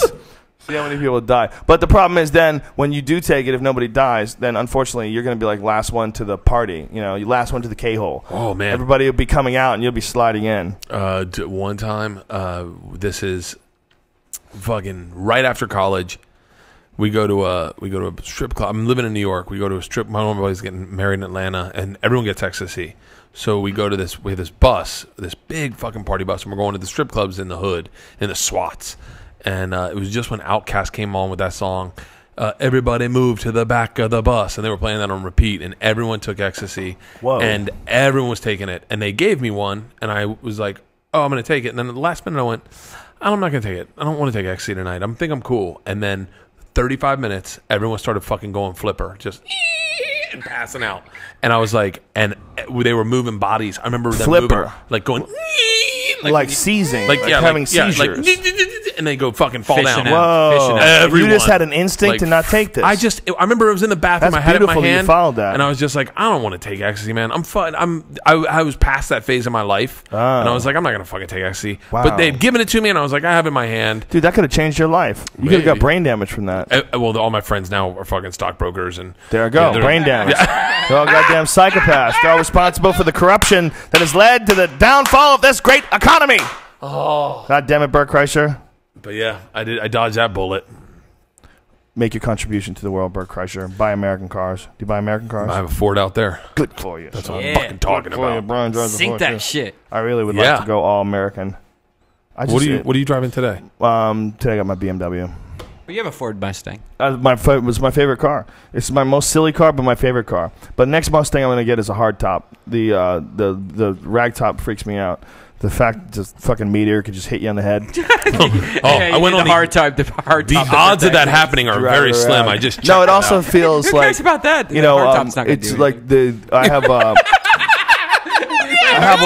the hard top's not going to stop a meteor. It's also good thing I had a hard top. Well, it'll lessen the blow. No, well, you'll be perhaps. Oh, guys, it's Tom Segura. It's Tom Segura. Oh, put him on. All right. Oh, it's hooked out of my fucking car. Hold on. Why is your car on? Oh, why is my car on? It's not on. It's buns. Put it on speakerphone. I'm trying. You want me to do it for you? Hey, you're on the Joe Rogan podcast with Joe Rogan. Hey, Tommy Buns! Hey, what's up, guys? Tommy Buns, we're going to talk about that guy. Bert Kreischer's got a problem with that guy. Okay. What? Nothing, Buns. Where you at? Where you at? You by Pasadena? Come say hi. No, man, I'm not by Pasadena. Where you at? Are you guys still doing it right now? We're doing it right now. We're live right now. Yeah. Oh, fuck, man. Well, I told my shame stories. That was the Bert Kreischer. Oh, yeah. Tommy, I'm going to tell him about the time I shaved your underarms. You shaved his underarms. All right, have fun with that, man. All right, I love you. Bye, Tommy. We were in Hawaii doing a gig. His underarms. So wait, Tom's so fucking hairy. His hair connects from his underarms to his chest. And I was like, I saw it, and I go, Tom, you can't let that happen, man. I'm so glad you brought this up because I want you to tell me what you told me last night. Is that cool? Can you tell me last night what those guys said? What the guy said about like the reason why you were happy that Russell Peters wasn't there when you guys were shooting guns? Yes. Yeah. Tell that story, please. So wait, I'll start to take it from the. So we do, me, Tom, and Russell Peters do a gig for the USO, for the military in Pearl Harbor. Our buddy Charlie books it, flies us all down. Russell's brother's there. Russell's a great guy. I love Russell. Love Russell. And I love his brother even more. If I could tickle one person to death, it would be his brother. His brother Clayton has got the best giggle in the world. Brian just getting mad. That's rude. So Brian wishes it was him. Think about it a little bit. So we get there, and Keep it on the table. Russell's definitely a big, he's a big name. And he's there to do the show. He's also there for vacation with his chick and his brother and his wife, and they're having a good time, and they want us all to hang out, but there's like a list of things that they kind of wanted us to do. One of them's like sample firearms, like go out and shoot firearms and like do this like thing where these people come up in the screen and you got to shoot them, and Russell don't want to do that shit. So we're like, all right, so me, Tom, Charlie, and all our wives go out to do this like simulation where it's war. We all have guns. We all have there's a big thing up. And we get out there and we're like, man, I wish Russell would come. This is really cool. And Tom's like, yeah, I know. And then the guy comes up and he's like, all right, the simulation's starting in 30 seconds. If it's brown and it moves, you kill it. And we were like, well, thank God Russell didn't come because he would not have enjoyed this game. First of all, that impression is amazing. Give me that impression again. All right, this starts in 30 seconds. If it's brown and it moves, you kill it. God damn. That sounds like Nick Nolte. It's my old Nick Nolte about 10 years ago. Yeah. Like when he's still robust. Oh man, I have a that is the craziest shit ever. So they're joking around about killing brown people. And then Brian and then Scott, Tom and I just kind of blow it off. We're like, oh, that was fucked up. I'm glad Russell wasn't here for that. Or Clayton, because they're both very brown. So then we go to do the show, and I go up first, and it's like I kind of do okay. But I'm hosting a little bit. Tom's younger at comedy at the time, so he's going to go second because it's a little easier of a spot. He goes second. He opens with a joke like, they say, don't make fun of Hawaiians. Tom's opening joke was, wow, island living's really slow down here. That's what they told me. I didn't know they were talking about your metabolisms. Wow, these people are fat. Like, that's his opening joke, right?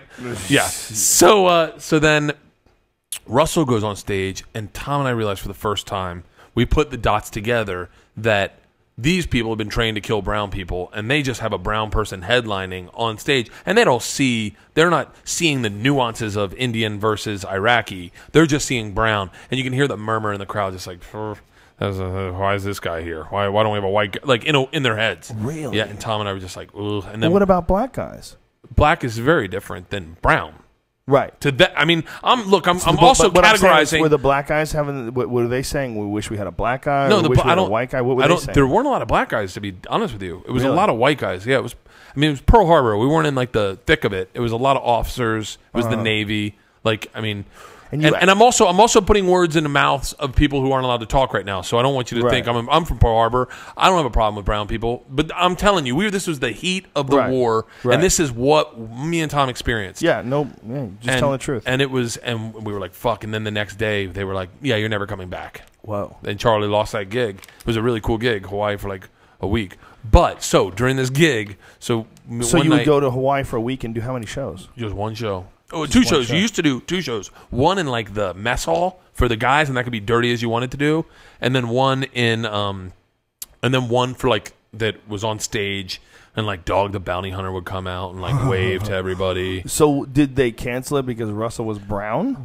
I think they said they canceled it because Tom and I were dirty, but we weren't really dirty. You know, like we didn't like curse at all. But I think they just canceled it. You can't curse? It was also you couldn't curse at all. How crazy! But no one cursed. That? No one cursed. Did you imagine though the idea that you are? They can send you to war. They can arm you with guns and tell you you're supposed to kill these people. Yeah. But you can't hear anybody swear at a comedy show. I mean, it's the military. Amazing. I think that's pretty much like their thing. They don't ever let people curse on their shows. I remember I read a Louis C.K. article that he had on his blog about going to overseas to entertain the troops, and about how one time he kind of got dirty at a show, and he apologized afterwards, but he's just like, he couldn't help it. They were loving it. They were just going crazy, and he couldn't help it. He wanted to entertain them. He wanted them to be laughing. But yeah, I guess they do a lot of censorship, huh? They keep you from really doing your full act, right? But the first night there, me and Tom get there, and Russell's not there. It's just me and Tom and our wives. And Tom and I proceed to get fucking pissed drunk on the beach. And then we go up to his room. I don't know. My wife falls asleep. It's me, Tom, and Christina Push, I call her, in his room. And Tom has his shirt off, and his chest hair connects from his armpits to his tits. So I go, Tommy, let me shape that for you. I'll shape it so it looks like you have breasts, so you look more muscular. And he goes, you think that'll work? I'm like, yeah. We're both really drunk. So I shave a line. Right, I shave a line here, and I give him a very well-defined armpit hair that looks like a fucking mustache, and then I shave all this, and I just give him what looks like it looks. Yeah, Tom's got pictures. It looks like his tits are wearing a mask, about to commit a robbery. It just looks like fucking two tits going, "Ooh, no one knows who we are." All right, well, folks, we need you to harass Tom Segura on Twitter and tell him to put these pictures online. We need to see these pictures. Yeah, he's got them. He posted on. I think they're on his Facebook. To be honest with you, he's going to put on your mom's house this Tom's week. A great guy. He really is one of the funniest fucking guys. So did you want to talk about that situation you had or no? Yeah, 5 minutes? Mm-hmm. Perfect. So you want to talk about that situation you had or no? I mean, I don't know what to say. I mean, it's I don't know. It's a weird fucking. You don't have to talk about it. What would you say? What would I say if I was you? Well, no. It's I don't know. If I saw Bieber at a grocery store, I would also get hard on. If you saw is that what you're talking about? No. Listen, I don't want to force you into anything, so we'll just end this thing right here. Joe! Seriously. We got to end anyway. We got 5 minutes before the power goes off, because this is a 3-hour podcast already. And at 3 hours, Ustream cuts it off, and then it becomes 2 separate hunks, and it gets annoying. Jay Moore and I have been very incestuous, I would say, with this Tracy Morgan story. Jay has admittedly on his podcast said he told it about that it happened to him, and he distinctly regrets having told it on Opie and Anthony that it happened to him. He started telling it that it happened to me, and at the time that he told it that it happened about me, I was like, oh fuck, that makes me feel like whatever. It was a story I never wanted told. I didn't want it told because I don't know Tracy. It's a fucking something I never wanted. I want it to be behind the scenes. Like when you have a good Mitch Hedberg story, I thought it would be one of those, you know? Mm-hmm. And you thought it'd be a good story that we'd tell at comedy clubs and to us. Where there's a lot of those. There's a lot of I got a great Otto and George story. There's a bunch of great stories that we all tell to each other. Yeah. And so Jay started telling on stage, and then started telling it that it happened to him. I talked to him on his podcast about it, and he distinctly said, I'm done telling it. I'm never going to tell it again. I don't want to tell it anymore. My wife thought it was a bad idea the first time I told it. And then what happened was we went to Amsterdam, and Gary Garfinkel, the VP of Showtime, said to me in front of a bunch of comics, you're Bert from the Tracy Morgan story Jay tells on his special. And which fucking is like throwing lunch meat in front of lions. Like everyone's like, what do you mean? What do you mean? And then twofold, protective of a friend. I was concerned that he had taped it for his special, and I was like, it's fucking sociopathic. You can't do that. But I talked to him today, and he said, he did tape it for his special, but he told it that it happened to me, which is a very, it's still a weird middle ground because it's still your story. It's still your life. It's still your bit. Yeah, it's still your story. You told him. The reason why it was funny in the first place is because you told him. He laughed at it, and then he repeated what you said. Yeah, that's your story. The events it's whether it's look, every story is not exactly the events in category, in order, in absolute order. There's an art to telling a story, and that's what you're really good at. You're really good at not just telling stories, but telling them with economy of words and setting them up correctly and building it right to a big ending. And that's what you did in that thing. It's not just a story, okay? Because you didn't tell that story as if, you're connecting the dots. Man walks on land, man finds plant, man eats plant. You didn't do that. Yeah. What you did is you told it in a theatric way, and he just simply repeated that. Okay? That's not telling someone's story. That's stealing someone's bit. Yeah, Am I right, Brian? I think so. Absolutely. If I told you a story of something that was really insane, it's like that's a real story. That's like I told you he was going to stop doing it. I saw somebody get hit on the highway and die. Like the brain splattered out. I talked about it a long ass time ago on a podcast, and it was like one of the biggest, craziest things that's ever happened to me. If I told that story to Joe, and then Joe started doing it originally as it happened to him on stage to begin with, immediately that would piss me off so fucking hard. And then the fact that you've talked to him already, I think that would even make it even 1,000 times worse. I think that in this worst case scenario that this is, obviously, but I think he's he did obviously the best. taken for granted the fact that the story is structured in a funny way. You told him a story that's structured in a funny way. It's not simply a bunch of facts just put together in a timeline. You told it to him in an entertaining way. And out of all this that happened, I think the best of the worst case scenario is that he does tell it on his special. He does tell it on his special that it happened to me. So in a weird way, I get. Yeah, credit. He gets the laughs for something. That's pretty important. Addicted to killing. Yeah, it's Jay. Yeah, well, I'm fucking. He doesn't want to not do it because it's too good. Yeah. It's too good a story. And it's written out how you said it to him. People it's not like he did not put the words in the story. You told him the story. The only fair thing to do is have Jay on the podcast and let him tell his side of the story. I don't know. I mean, no, or not, or act like exactly how we acted like before. We just don't fucking talk to the guy, and we don't have anything to do with that guy. I don't want to be a part of an attack on Jay at all because I never. I mean, listen, it's as much as I should have been a fucking grown man. I should have been a grown man at the very beginning. Right. If I wasn't comfortable with what was being happened, I should have been a grown man and stood up and said, "I don't like this. Make it stop right now." That's what I should have done. You're right. And in essence, I didn't. And so what is happening is exactly you reap what you sow. I allowed this behavior. I allowed whatever is happening to happen. It's as much my fault as it is anyone's. You're in a bad relationship. No, yeah, you need to break up. Yeah, that's what it sounds like. You're in an abusive relationship. You do. You need to break up. Is that what's going on? Does he kiss you on the belly? Does he make you do things you don't want to do? Yeah. What does he do? There's a secret here. You're like you were molested. He's molested by Jay Moore. We're gonna turn down the lights. Being molested by Jay Moore. Are we running out of time yet, Brian? Sandusky says yes. If we run out of time, I don't want it to go over. We good? Well, we're over on iTunes, but we have about 7 minutes on Ustream. I'm being molested. No, he's so over on iTunes means what? But that might work better. Okay. The Ustream's a thing that Tom and I had a conversation about it last night. Yeah, and I it is behavior. If in fact I should take responsibility for everything. My ego was inflamed the first time he told it, and he said that it happened to me. My ego was inflamed, and I loved it because it made me feel good. It made me feel like I was a real comic, that I had a real fucking thing. And then I thought that was where it would end. I didn't, obviously we said this. I've said How does Tracy Morgan feel about this story? I don't want fucking to find out. Because here's the worst part is I never wanted Tracy to... The reason I never told it is I didn't want fucking Tracy to go, man, who the fuck's Bert Kreischer? Why'd you tell that story? Why can't you keep that to yourself? Yeah. I have kids. I'm, That's the fucking worst part of it is I think Tracy, I doubt he remembers that night in the slightest, but I don't know how he'd act.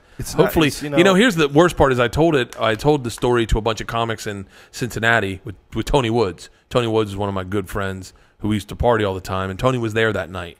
And Tony, you tell a story so much, and then you start going, how much of this is true? Like you just end up hitting the beats of your story, right. And then you're like, it. Yeah, you're like, what? And so I said to Tony, I go, I'm going to tell the story again. I go, man, step in at any point and tell me where I'm straying off from the exact truth. And he was like, okay. Told the whole story verbatim. And Tony, at the only point that corrected is he thought Tracy said more before he said, now that's how you get out of paying a check. He thought that, he was like, no, Tracy stood up and he was like, check this. Yeah, like, and gave a little bit of a monologue, which I just got to the. Oh, so he said a few more things. Like he stood up and he was like, yeah. And then as we left, he was just like, no, change that to like somebody else, like Alan Thicke or something. It's your story, dude. It's your story, period. You know, and that's disturbing. But it's depressing. Isn't it? Yeah. This was a great podcast. I'm glad we ended on that. Yeah. Listen, I had a great time today. It's important, man. It's important for him as much as it's important for you to not let people step on you, for him to not step on people, you know? He knows, I think he knows everything that he did wrong in that transgression. And you know that you were a little bit weak. And I was weak. And so if anyone is at fault, I'm as much as fault. And I mean, a little bit. You let him step on you. Yeah. So you let him abuse you. It's completely. It is something that if I want to have a productive life as a comic, I fucking pass it. Maybe people hear that story and they go, "Who the fuck's Bert Kreischer?" And they research me on after his special. I think that's going to do more damage to him than it's going to benefit him. He's a great storyteller. He's a funny guy. He's a really funny and he's a great storyteller. Telling your story like that, it makes him seem illegitimate. I mean, he's better than that. He doesn't need to do that. He does not. His whole act is good. It's, you know, he's a solid comic. He's a very funny guy. And he doesn't need to do that one bit. That one bit discredits him in a way that's unfortunate and unnecessary. And unfortunately, really, truly, it's going to define him. How much more does that bit kill than the rest of his material? It's a great bit, It's a pretty good bit. He does a really fucking bananas Tracy Morgan impression. Is dynamite. Yeah, it's almost excusable just because of the Morgan impression. It's so fucking good. It's really fucking good. I mean, when you read the chat threads on YouTube, it's like he could do that with anybody, though, man. He does a great Colin Quinn. I mean, he's a great impressionist. He's one of the best. He's, in my opinion, one of the most underappreciated impressionists amongst comedians. Hands down. His Colin Quinn is on the fucking button, and it's really funny. He has like funny shit that he says. Are you guys backtracking? No. I love Jay. I'm never gonna fucking listen, man. You can't not be honest. I'm just kidding. You gotta express the positives, the negatives, the whole ball of wax. It's not and he would agree. I would venture to say he would probably, if he was sitting at this table, agree with everything we're saying to a large point. And I think his wife is Nick is a lot like you in the sense that the first time he told that on Opie and Anthony, as if it happened to him, she was like, "You're fucked up. You can't do that. You can't say that it happened to you." You don't have to. You don't have to. It's not necessarily. You know, Mark Twain once said, "Always tell the truth. That way you don't have to remember anything." And it's a smart fucking thing. Yeah. It's a smart way to be. You know, people forgive you for the truth. What they don't forgive is horseshit. Because then, God damn it, it's tough enough communicating with people with noises that you make with your fucking mouth. You know that we attach to a bunch of meaning. It's difficult. It's difficult to do. When I find out that you're making artificial noises, you're faking it. That you're saying things that aren't true, or you're bullshitting me, or you're representing yourself in any way where I feel like now I can't get an honest read from you. Yeah. Now our communication is all horseshit because you just have this impression that you want to put out. You don't want me to know the real you. You want to put out this impression, and you want me to respond to it in a positive way to fill up your fucking insecurities. Okay, and that's not what it's supposed to be all about. That's why when you were talking about your machine story and you were saying, could you imagine if that machine story, if somebody came up to you and goes, dude, you go everywhere you go, people yell out the machine. Yeah. I mean, I have a T-shirt. I have 2 of them that say the machine. It has your face on it. Yeah. Could you imagine if that wasn't a real story? It would. Or if it happened to somebody else. Oh, it would fucking crush me. Crush me. No, man. If someone found out that was that it was entirely fabricated, like it would fucking, no one would ever listen to a word. Honesty. That's the only reason I ever was hesitant about ever telling Tracy Morgan's story in the first place, because all it took was Tracy Morgan one time saying that never happened, and my entire credentials as a comic for the rest of my life were done with. No matter if me and Tony Woods stood on a soapbox in Washington Square Park like Charlie Burnett and said, I disagree, and I think everybody would believe you. Oh yeah, maybe I don't know. Yeah, you know how people view Tracy Morgan. That's I remember when I was a young comic in New York saying I had a story that was this. It was based off of a bit that I had heard in the music, and I liked the way they tagged the song, and I just wrote this bit with this story involved, and the tag was this song from an Outkast lyric, and it was great. It was fucking great. And this fucking guy came up to me and he goes, "That is one of the best stories I've ever heard. It has it has ego, it has everything that's beautiful about a story. You've got to tell me, is it true?" And I looked at him and I wanted credit, and I went, No, I fucking made it up. And he looked at me like I told him I fucked Santa Claus in the ass. I fucked Santa Claus in the ass. And I was like, number one, I will never fucking make up. I will never make up like a fucking fabricated. That is, you just don't have anything to fucking put your head on the end. You put your head on the pillow in the end of the night. You go, all I got or whatever happened to me, however I fucking tell it, however I craft it and present it. Unless you tell a story that you wrote and made up and then go, I just made that up. That didn't really happen. Oh, yeah, I've done that before plenty of times. Nothing wrong with that. Yeah, there's nothing wrong with that. You're doing something for comic relief. As long as you're not trying to mislead people. Yeah. As long as you're only doing it for a joke. Your intention is to fucking entertain. Yeah, That's what my job is. I'm a fucking comedian. He's a fucking comedian. He's a good one, goddammit. Follow him on Twitter. It's Bert Kreischer, BertKreischer. Holla at your boy. And follow him online at Bert. There's some sort of a sale today, but apparently there's no fucking sale. There's a Cyber Monday sale at BertBert.com. Buy his shirt. I prefer the thin one. I have both. The Heather. Heather Everyone rocks the Heather. It's very nice. It makes me feel sexy. I like it. It's a light fit. It's like a summer breeze. Make me feel fine. Thank you to the Fleshlight for sponsoring our podcast. And if you go to JoeRogan.net and click on the link for the Fleshlight, enter in the code name Rogan, you will get 15% off the #1 sex toy for men. My favorite podcast we've done so far. Dude, you're the best. I love you, this is my favorite one we've had. We are also sponsored by Onnit.com, ONNIT. Today is Monday, February 28th, and it is Cyber Monday. 25% off everything when you put in the code word cyber.